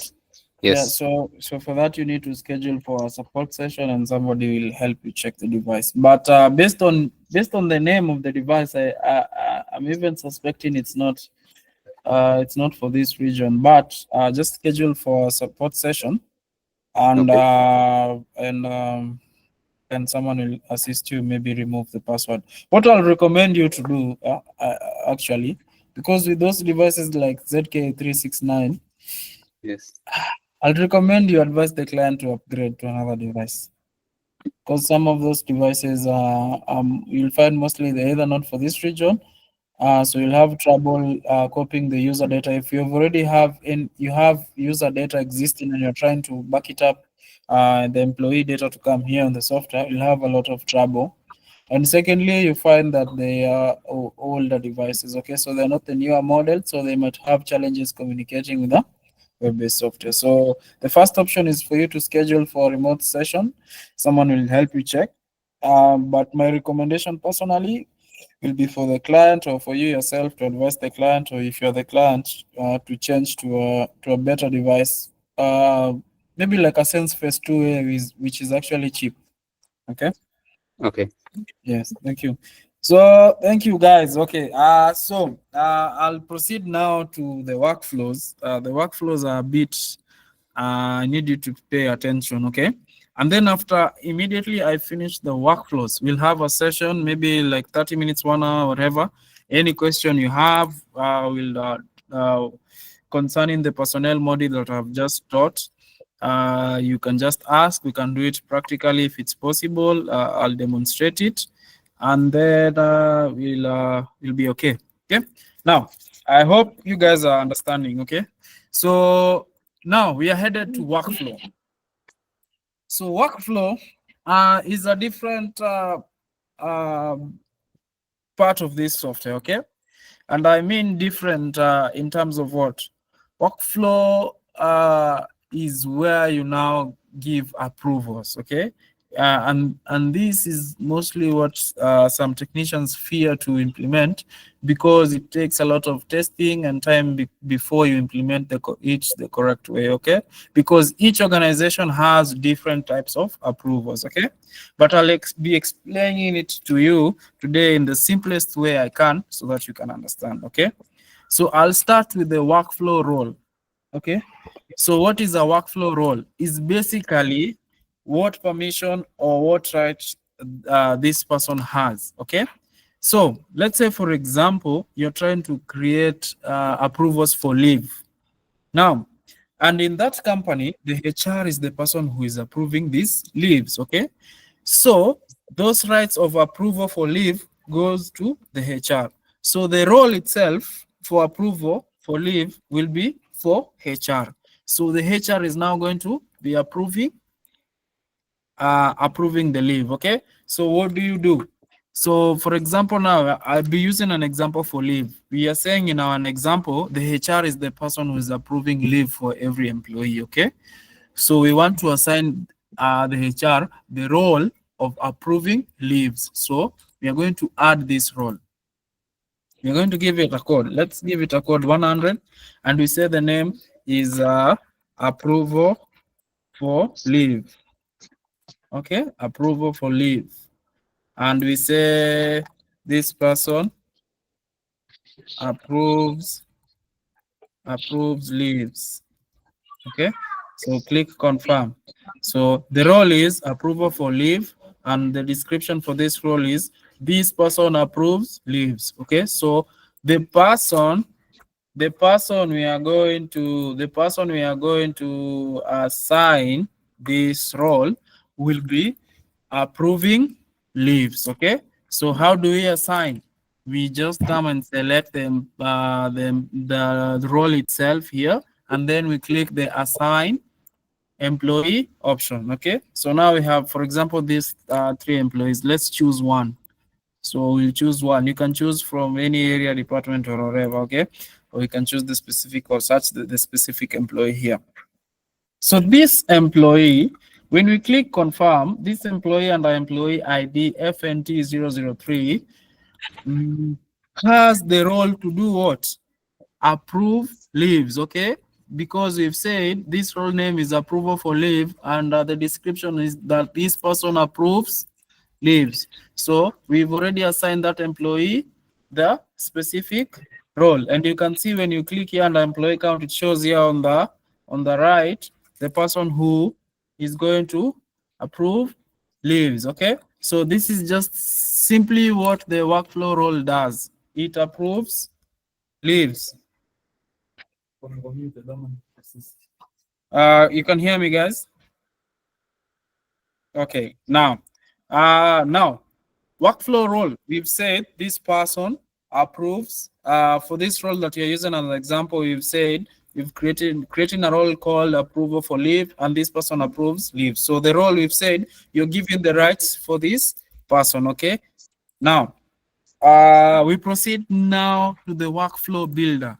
So the workflow builder, what does it do? It creates the flow. Okay, so what do I mean by creating the flow? It creates what the right represent. Let's say, for example, now we say this leave comes from the employee, goes to the HR for approval. So we are creating now that flow, the flow from the employee to the HR. Okay, now you can see the option are to add for department, add for a position, or add for an employee. Okay, so now mostly because it's easier if you add it for a department, because usually people belong to a certain department. Okay, but remember I said it is better if you organize people in departments, position, and areas, because it will be easier for you to create these workflows. So in this specific workflow builder, I'm going to do it for a specific position. Okay, and what do I mean by position? The title of that employee.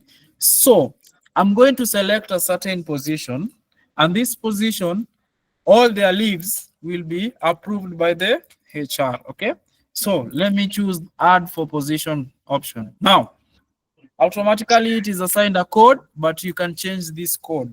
Okay, so you can change it to whatever I want. Let me just change it again to code maybe 101. Now I'll give it a name. Okay, so I'll give it leave. Okay, because this is approval for what? For leave, and I'll say it is leave. Yes, because we are doing an approval or workflow of leave. And then I'll add the positions that I want to apply for leave. Okay, so maybe I choose the technical support engineer position. Okay, now this technical support engineer, Now, anybody under that position name will be able to apply for leave. But which kind of leave? We can choose from many types of leave we have. So let's say annual leave, or maybe just use all of them, okay? So they can do that. The start and end date of this workflow, or for this flow, let's say maybe it lasts for some period, okay? You can choose. So this period means that the leave will be, the flow will be from this technical support engineer to the HR, from this date to this date. Now, under workflow setup,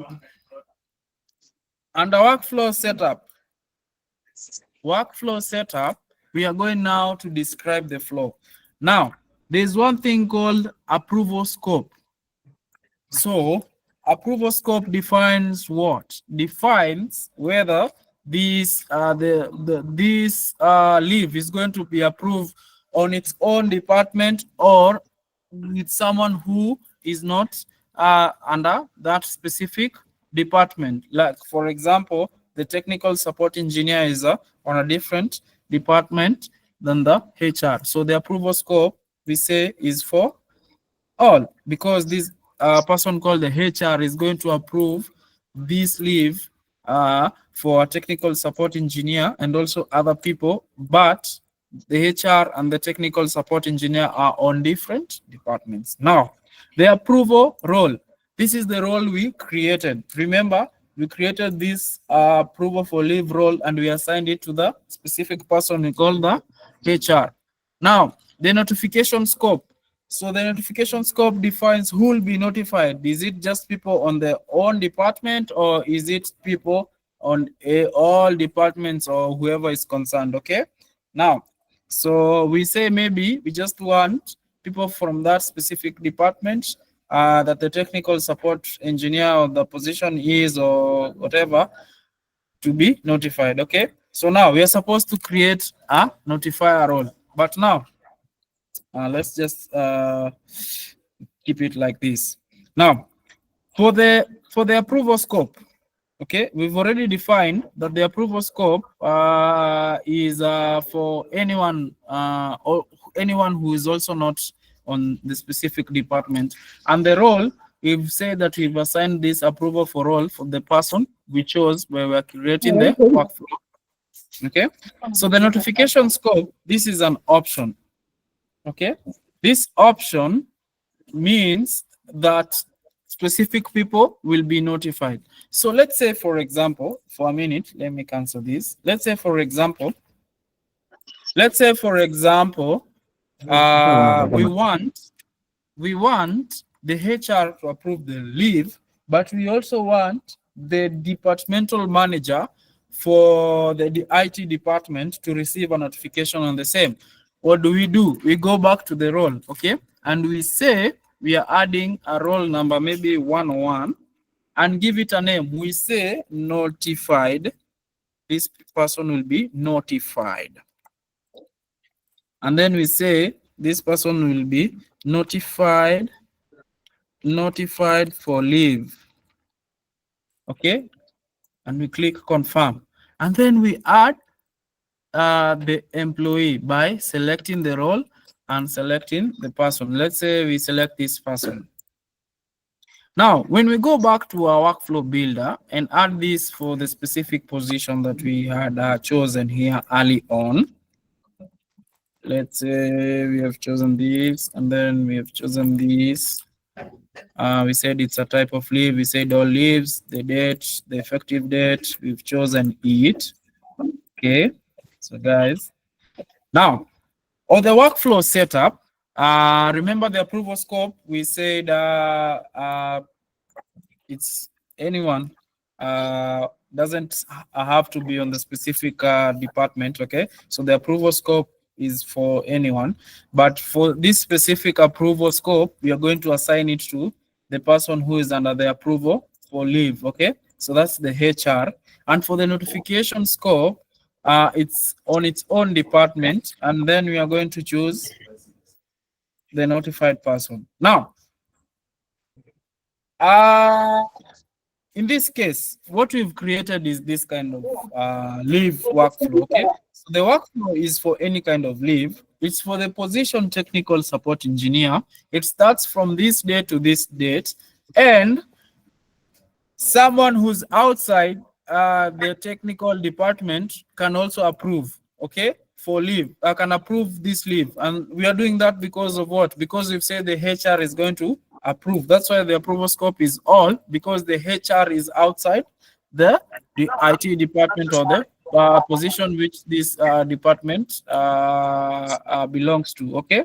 Now, on the notification scope, we've left it under its own department because we just need someone who is under that department to be notified, okay? Remember, this role called notified, we assign employees. So let's say, for example, we assign like 3 employees. One is the technical manager, one is the CEO, and maybe the other one is maybe we say maybe the what? The receptionist, okay? I don't know why, but let's just use this as an example.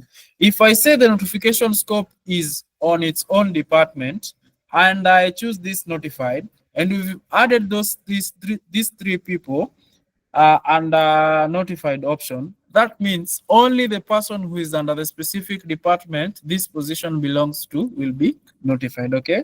But if I say all, anybody who is under that will be notified, okay? Are we together, guys? So this is what actually it means, okay? So I'll start again.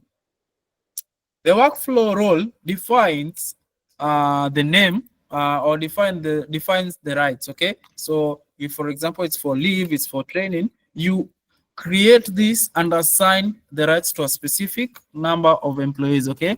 Like, for example, with workflow role 100, we've assigned the rights for approval for leave, and we say this person approves leaves, and we've assigned it to 1 employee who might be the HR, okay? So the workflow role assigns the rights to the specific employee. Now, on the workflow builder, we've said we are now creating the flow itself. And what do I mean by the flow? The structure of the leave. For example, we want the structure to be when the employee applies, this person is notified and this person approves. So that structure is what we are going to build on the workflow builder. So in our example, we want, maybe let's even do for an employee. We want, let's call this leave. This is the structure for leave. Now, let's say this employee, let's say, employee FNT 004, when they apply leave from this date to this particular date, okay, who will approve? Okay, approval will be done by the employee who has been assigned the rights under this role, and notification will be done by the employee who is assigned this notified role. Okay, so that means when this setup is done like this, okay, so that means now when the employee goes to apply for leave, if they apply for annual leave, okay, who will be notified? The person who's under notifier role, okay? And who did we put under notifier role? We put employee number FNT 05. So employee number FNT 05 will be notified that someone has approved, has applied for leave. Okay, who will approve the said leave? Is somebody who is under the approval role, approval for leave. And who is that? This person is employee FNT 003. Okay, so that is what will happen. So when this person applies for this annual leave, those first person, the person FNT, the person FNT what? The person FNT 05 will be notified, and the person FNT 003 will approve. Now, in a case whereby, let me just delete this. You are creating multiple approval levels. So let's say, for example, first of all, you want the departmental manager to approve this leave. and then the HR to approve, and maybe the CEO. What do? Again, we'll come to this and create for leave, okay? Let me just use annual leave as an example. Say from this certain date to a certain date, okay? I believe this part here is pretty okay because you just give it a code, you say whether it's a leave or not, and then you choose, okay? So guys, if in case you're wondering what if I disable this, what will come here, you can choose to create approvals for other things, maybe for training, overtime schedule, meetings, or manual log. Manual log is in case maybe there's an issue with the device while you're trying to punch, or maybe your mobile app, and now you are requesting that that your attendance data be manually added on the system, okay? So this is what happens. So you can create approvals for this. But in this example, the most commonly used is for leave, so I'll use it, okay? So the leave type you're using is annual leave. We're going to use employee FNT005 as our requester, or let's just use 004. FNT004 as our what? As our requester. So this employee is the person who's going to be requesting for this leave, okay? And now we want them first for their leave to be approved by who? To be approved in their own department, okay? So we'll have to create roles for each, assuming we've added correctly. So let me just add this quickly so that you see makes sense to you. So give it code 102. Role name, this is say departmental leave, departmental manager. Departmental, let's say IT manager, and then approves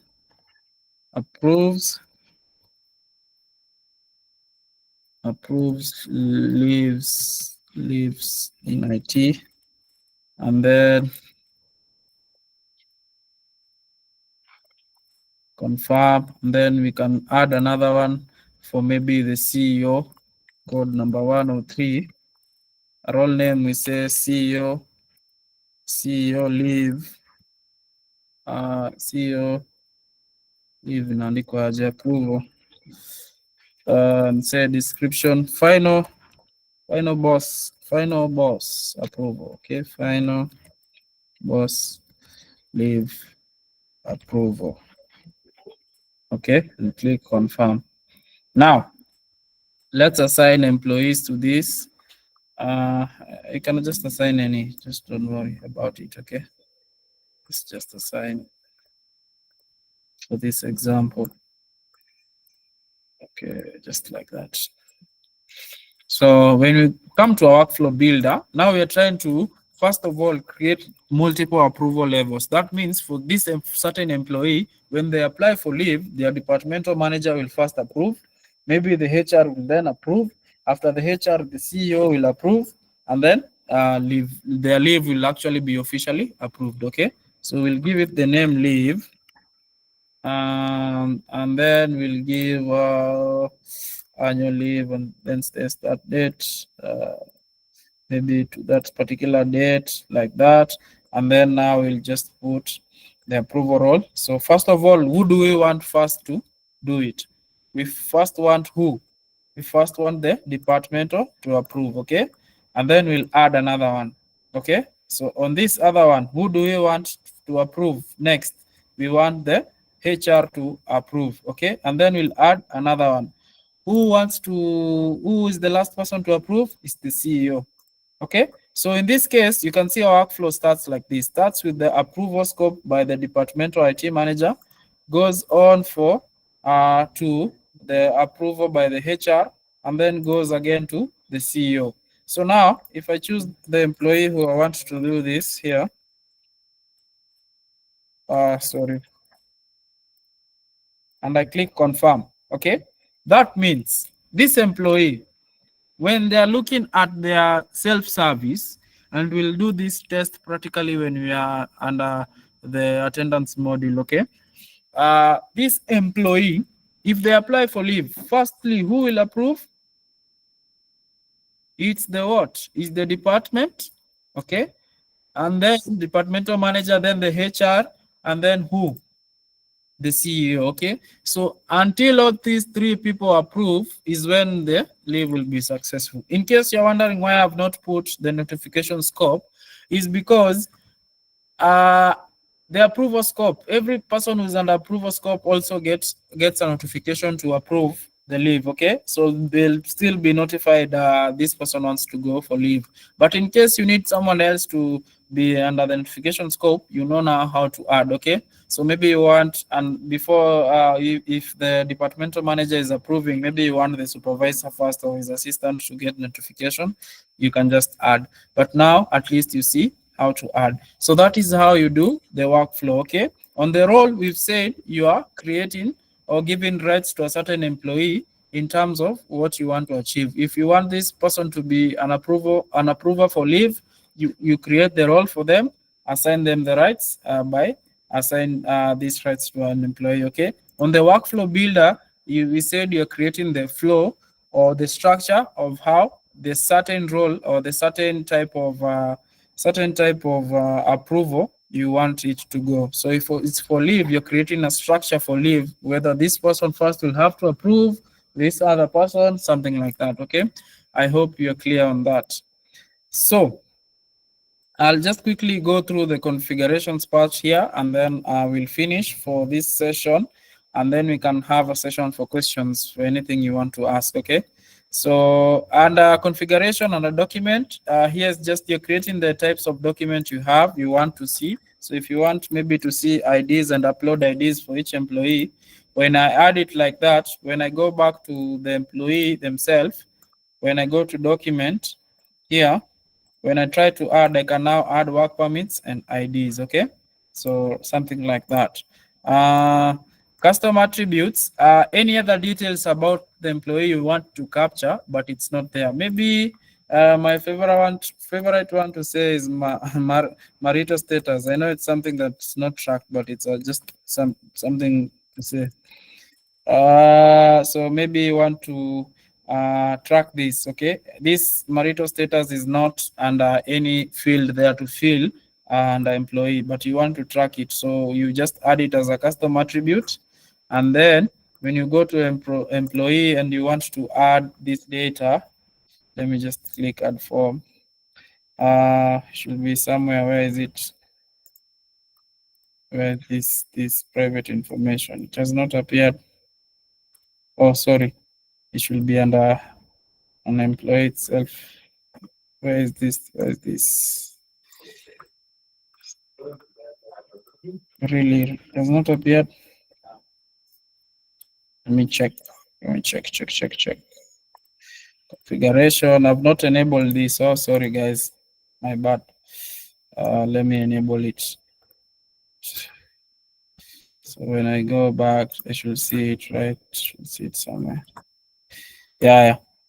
Marital status. Okay, so this is just details. If you want extra details to track for your employees, you can do that. And remember, with our custom attribute on this software, you can either do it as a text, you can even do it as a combo box. Okay, so maybe you want a drop down menu of things you want to choose, maybe single, married. Okay, maybe single single people in this called married, like that. And then you want to go back here and track. Sorry, guys. You want to go back and track whether someone is feeling cold or anajifunika na duve mbili or this person amepata jiko. So that's what you do. Okay. Under configuration here, this is not so important. This is just for the employee ID, whether you want to number employee ID.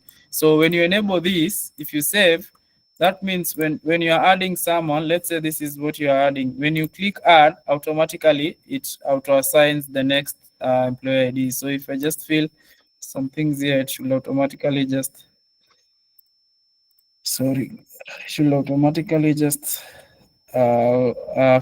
the next 101, 102. You see, it has gone from 101 to 102. So that is what it means. For this other one, order number by employee ID, that means all the list, when you open this list, employee list, it should start with the first employee ID numerically going on. Okay. So that's it, guys. Now we are open to questions. First of all, I'll give first 5 minutes for questions under workflow and configuration. Then we can proceed to have an open question where you ask anything. Okay. So if you have any questions about workflows, please ask.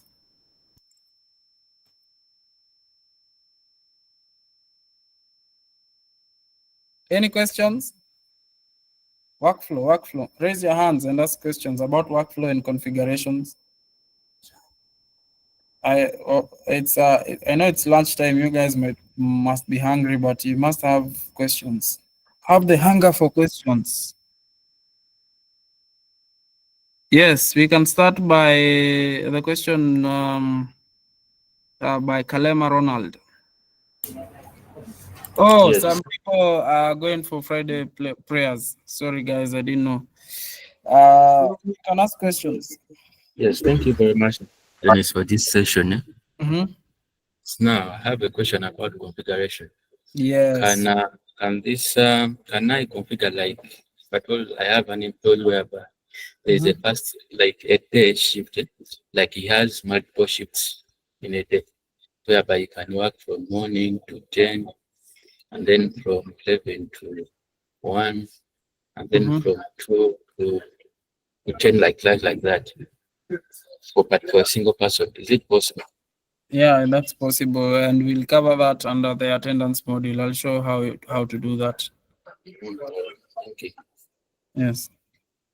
Yeah, questions about the personnel module. I want questions first about the workflow, and then we'll ask questions about the personnel module. Kindly note, guys, we are doing these sessions for 4 Fridays. Okay, this is the first one, and we are doing per module. So I'll answer any questions per each module. Okay, but you can just ask any question on the chat if it's not for this module. Okay. First, I want questions about the workflow. If you have questions about the workflow, first ask. Okay, workflow and configuration. You have questions? Hello. Hello, Stephen. Yes, I want to ask a question. So yes. You have described the workflow about approvals and so on. So how does an employee apply for leave, for example? Okay, let me show you. First, the employee can use the self-service portal. Okay, so let me create a self-service portal for the employee here and show you. So 1, 2, 3, 4, 5, 6. So firstly, they can use the self-service portal. How do you access the self-service portal? Remember, we said BioTime is web-based. So that means when you install it, anybody who is in the same network as the PC where the software is installed can access the software through the IP and port. Okay. So this IP, the IP of the server and port, when the employee types it on their browser, it will open this software, and then they'll go to the self-service portal. They will type in the employee ID. So for example, I'm using employee ID 101 and their password. Okay. This password is created under the employee form, and I'll show you where again. Okay. So for this employee, I've input the password 123456, and then I'll log in. So when they log into their self-service portal, this is how it looks like. Okay.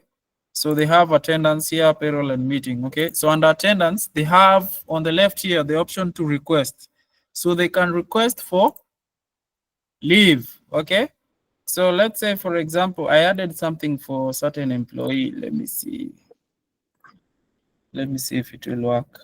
Just a moment. Just a moment. Let me just log in back and remind myself something. So remember, I have created a workflow here for employee FNT03, and I've created things for them here. So let me just create the password for them. So the password for each employee, when you open their form, you see here under attendance settings. Okay, are we together? And this self password, you can create this for any employee. Okay, so 1, 2, 3, 4, 5, 6 is what I'm doing. But For every other employee, you can just create a specific password, or you can just create one password and they can change it while they're logging in. So for FNT 003, the password is 123456. So I'll log in under self-service. FNT 003, password is 123456, and then I'll log in. Okay, so this is the self-service portal, and then I'll come here and make a request. Okay, so I'll request for leave, something like leave, but I need to configure some other things under attendance, but it's okay. And then I'll ask for annual leave, and then I'll just say test, and then click confirm. Invalid type should be less. Oh, okay. So I've requested for leave. Okay. So now, if you can see now, remember when we are testing, we were creating the what? We were creating the workflow. We said we have 3 approvals. We set 3 approvals for this employee. Okay, so this person should be the first to approve, second person, like that. So this is how it happens. The employee creates the leave using the self-service portal like this, or they can use the mobile app. So when someone approves, it appears here on the workflow, they have approved, and then they can see. Okay, so that is how they do it. So on this self-service portal, they can also request for overtime. They can check their reports here. Okay, all their transactions here. Okay, so has that answered your question? Yeah, partly. Now the question is, Mm-hmm.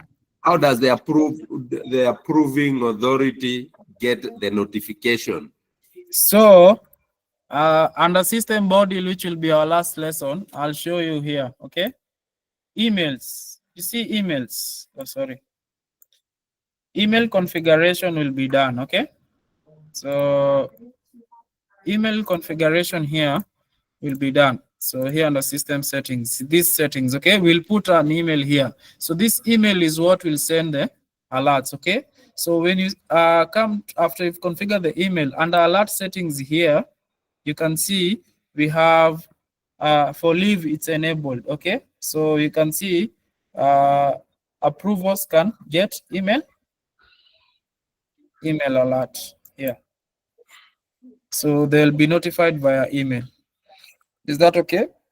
That's okay. Yes. Thank you. Oh yeah.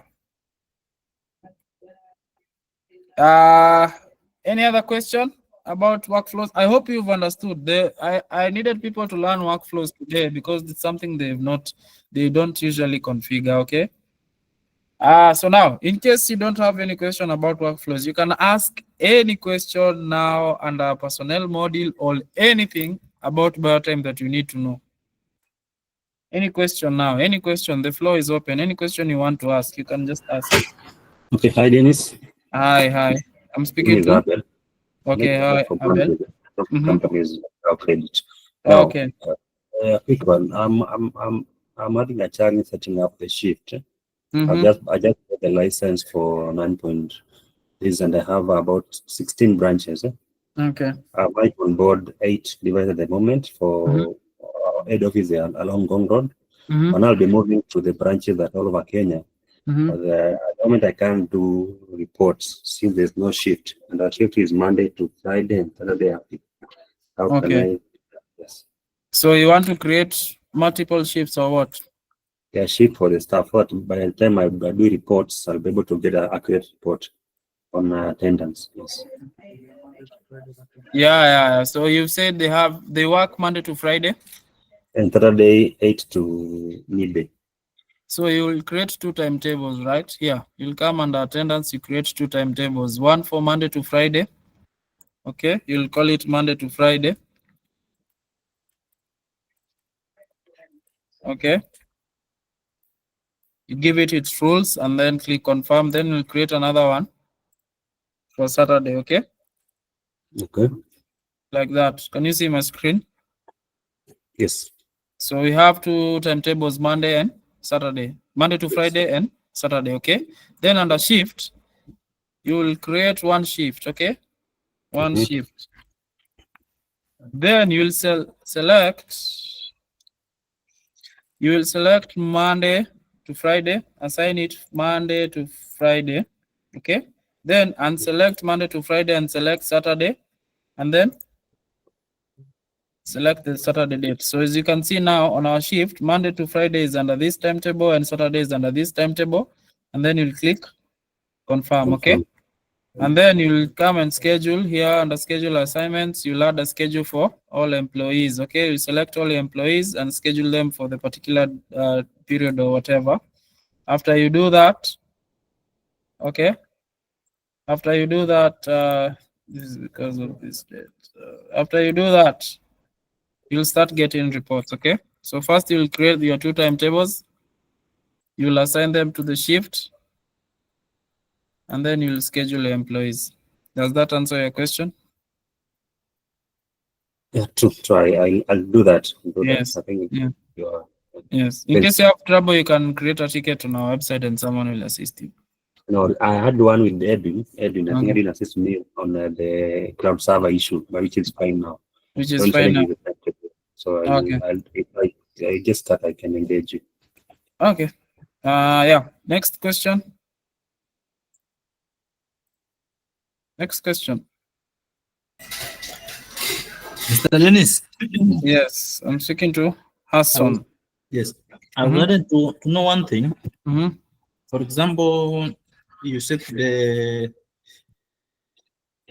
timetable. Mm-hmm. Maybe it has to start from 7 o'clock. Mm-hmm. Maybe up to 8 o'clock. Then someone punched on before 7 o'clock. Mm-hmm. Before that time which you set it, and even before the time which you set to clock it out. Mm-hmm. Will it be able to get the report? The Yeah. system? So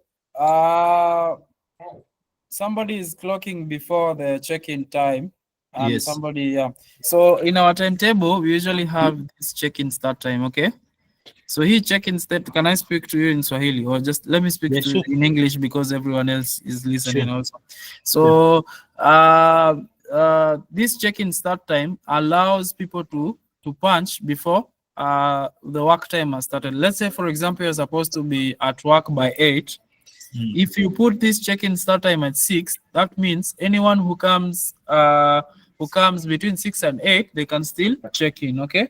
Now, in case someone comes before the check-in start time, maybe you've set the check-in start time at 6, and maybe they come at 5. Okay. That means in their records they'll have a missed check-in. They'll not have the check-in. Okay. Okay. Yeah, so that's why we recommend for every site you do, you extend the check-in start time to a period where everybody usually comes in. Also, the checkout end time, you do the same. Okay. Let's say you're supposed to clock out from work at 5. Okay. But maybe some people stay and clock out at 6. Maybe others clock out at 10. Okay. So usually recommend you extend this to the end of the day. Okay. So that allows for everybody to check in and check out. So in case you don't set it this way and someone punches, they will not have their data. On their reports, it will show whether either they have missed a check-in or they have missed a checkout. Have I answered your question? So what do you prefer? Can we put the normal timetable or flexible? You put normal timetable or flexible, whichever you want, but make sure, on normal timetable, it's easier because you can extend the check-in start time. Okay. You extend it back or you move it a little bit back. So if people are supposed to come to work to 8, you move this check-in start time. Remember, there is a difference. Are you aware of the difference between the check-in and check-in start time? Yes. The check-in is when people are supposed to have reported to work. Okay. The check-in start time is when someone can start verifying on the device that they have come to work. Okay. So you move this check-in start time back to a time where most employees start coming to work. So if in an organization employees start to come to work at 5, You just maybe put the check-in start time to maybe something like 4. Okay. Okay. Yes. So noted. Yes. Yes. Next question. Hi, Dennis. Hi.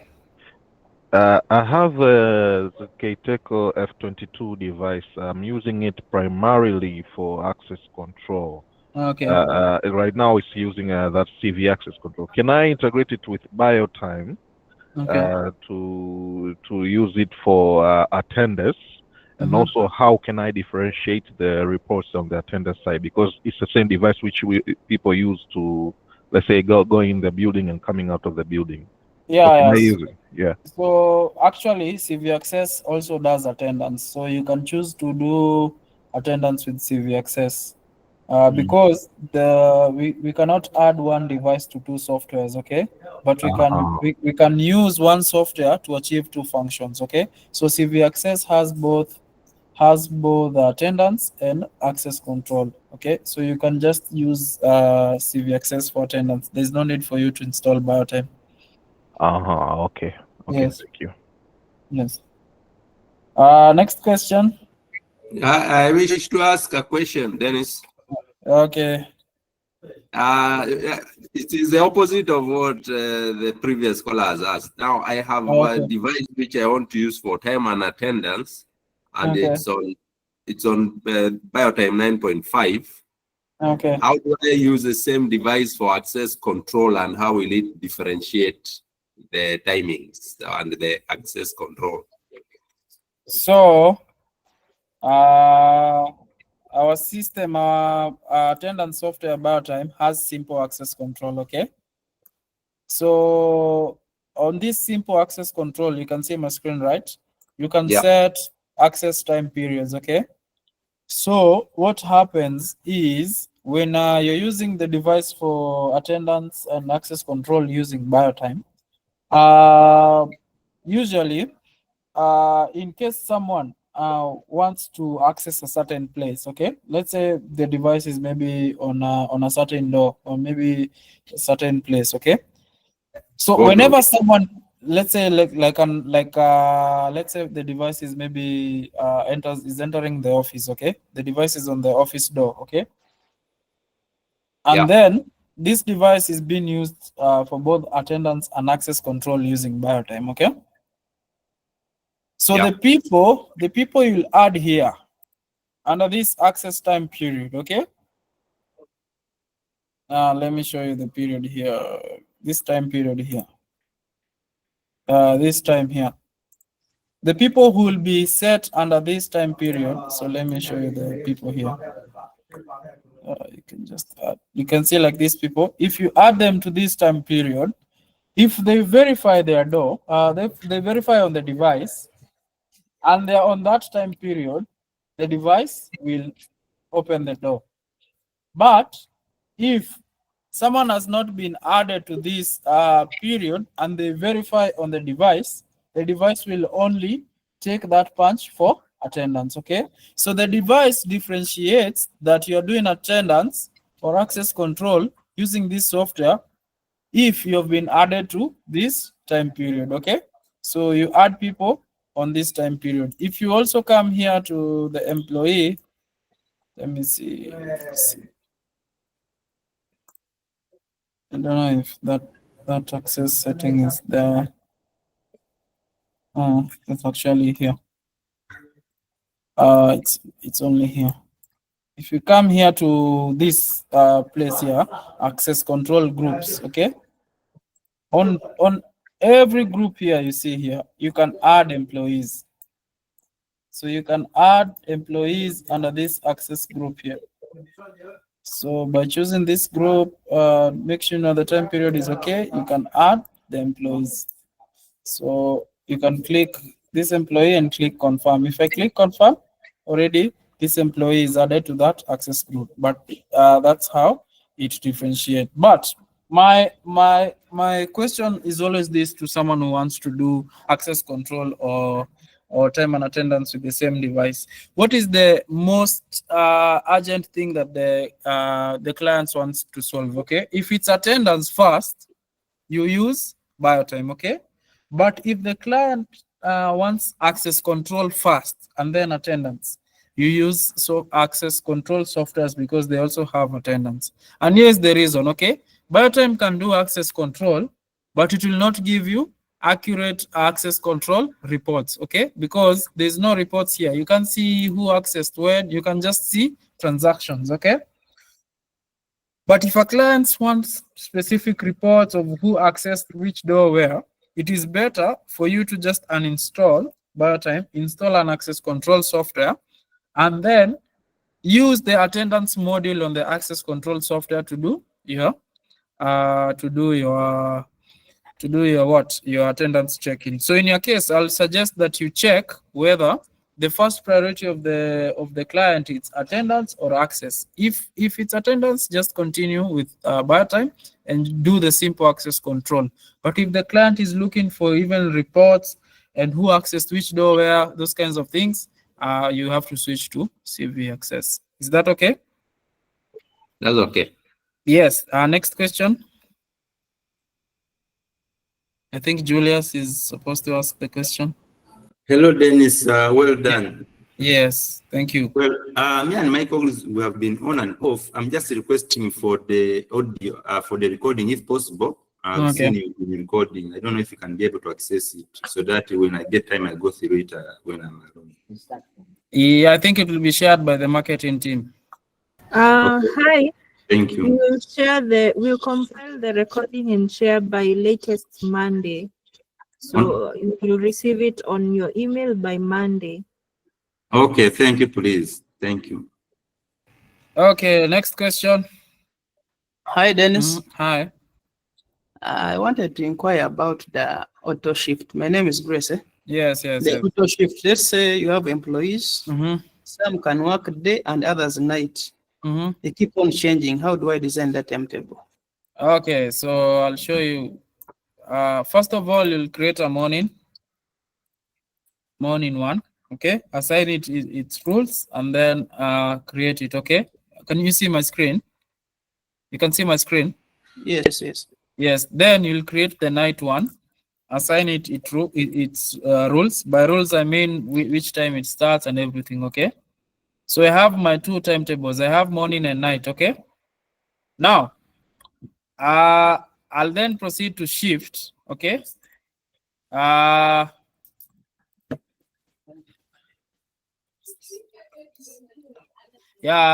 I'll proceed to shift. Okay.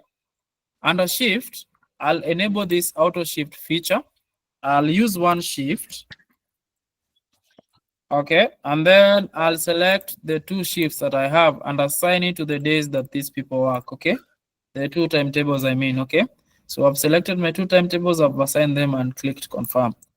So what will differentiate this person coming for morning or night shift? Okay, it is going to be differentiated by their check-in and check-out punches. Okay, so now if maybe the morning shift starts at 8 a.m. Okay, when someone is going to the device, they should select check-in because they're checking in at 8 a.m. So now on the software, auto shift is marked as yes. The software will now know that this person is checking in at 8 a.m. This means this person is coming for the morning shift. Okay, and when this person is going out of the morning shift, coming out of the morning shift, they should check out. Okay, when they check out on the device, it will check and see this person is checking out at maybe at 5 p.m. That means they are checking out at for the morning shift. Okay,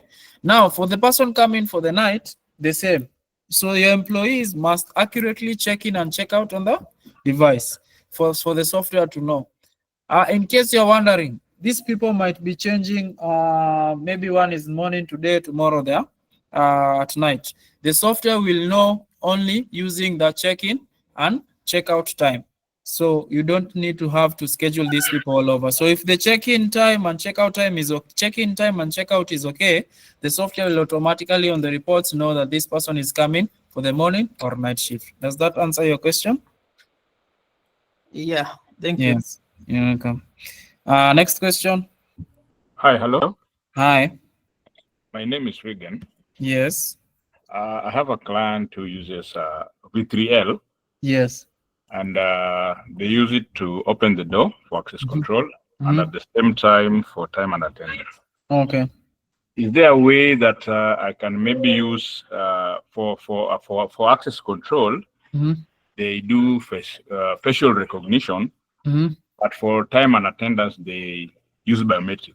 Is there a way that I can configure that into the system so that I don't have conflicting reports when somebody maybe goes to the washroom, then comes back? You'll have all those reports. Is there a way that I can differentiate that? Now, here's the good thing about our softwares, okay? So in case, maybe let's say, for example, you're using BioTime, okay? Let's say you're using BioTime. Are you using BioTime on that particular site? Yeah, BioTime. So remember, under each personnel, you can choose the verification mode, okay? Yeah. You can choose the verification mode here, whichever you want to use, okay? Under access control, you can do that as well. But the good thing is this, okay? Just in case they're using all the face, okay? They're using face to verify whether they're coming in for attendance or for access control on the door, okay? At the end of the day, attendance will only pick the first and last punch to calculate attendance, okay? Access control will pick all transactions because they want they being used to access the door, okay? So in case you're using BioTime on that system, your attendance will not be affected because you're also using the same door for access control, okay? Because our attendance reports, and I know this is where most people actually maybe don't know, okay? So you see most people, they just check this first and last report, okay? They assume this first and last report is what is going to be used for attendance, okay? But usually there's this other daily report, okay? And the daily report, what it does, it factors in your first and last punch and also factors the rules that you've set in terms of how long can someone be late and everything, okay? So don't worry if you're using the same device for access control or time and attendance, okay? You cannot set specific verification methods for access or time and attendance, but we can guarantee that in case this person is verifying on the device, same device for access control and time and attendance, there'll be no mix-up because the attendance only focuses on the first and last punch, and this is the first and last punch is the one that is closest to your timetable, okay? To use to create your attendance report. Does that answer your question? It does. It does. Yes. Thank you. Yes. Next question. Next question. Okay, there's no question. So the questions on the chat. Hello? Okay, yes, hello. Sir. Yes. Sol is my name. Yes. I wanted some rectification about, you see, like about the shift module, like you talked about, especially if someone has, if the company has two shifts, say the morning shift, as you explained, and the night shift. And then for the, in case for the devices like the visible light devices, whereby clients do purchase them and they want to use them for hygienic purposes. And for that case, if the person needs to select a check-in and check-out, how is that done? Because you can't you can't point to the device. They want, if you're enrolling, enroll only face. Yes. And then you don't need to touch the device. So how can I do in such a case? Okay, so here's the thing. For people who have one shift, okay, like maybe they just work from 8 to 5, it's easy because on the device you can set that it auto changes, okay? In the morning it is check-in and in the evening it is check-out. This is for people who have only one shift, okay? They work from 8 to 5, okay? But in a case where there are multiple shifts, okay? and the employee wants to stay hygienic, this is what we usually recommend. We usually recommend that employees, the client gets 2 devices, okay? One will be set specifically for check-in, and another will be set specifically for checkout, okay? And in case maybe they have like 5 devices, what you can do, you can select 4 devices to be specifically for check-in and 1 device to be specifically for checkout, okay? So as long as every person is checking in on the check-in devices and checking out on the checkout devices, the transactions will be okay, and the shifts and the reports will be okay, okay? So in your case, if the client has 1 shift, we can help you set the auto change. So it will change in the morning, it will be check-in, in the evening it will be checkout. But in a case where the client has multiple shifts, maybe morning and night shift, they'll have to get multiple devices, whereby we'll dedicate some for check-in and others for checkout. And then the employees will, if you're checking in, you'll go to verify your face on the check-in device. If you're checking out for your shift, you'll go to the checkout device. Does that answer your question? Thanks a bunch. Yes, yes. Any more question? Hello. Okay, so now my name is Dennis. I've been your presenter for today. So we'll meet next Friday. I think on chat the question that has been asked.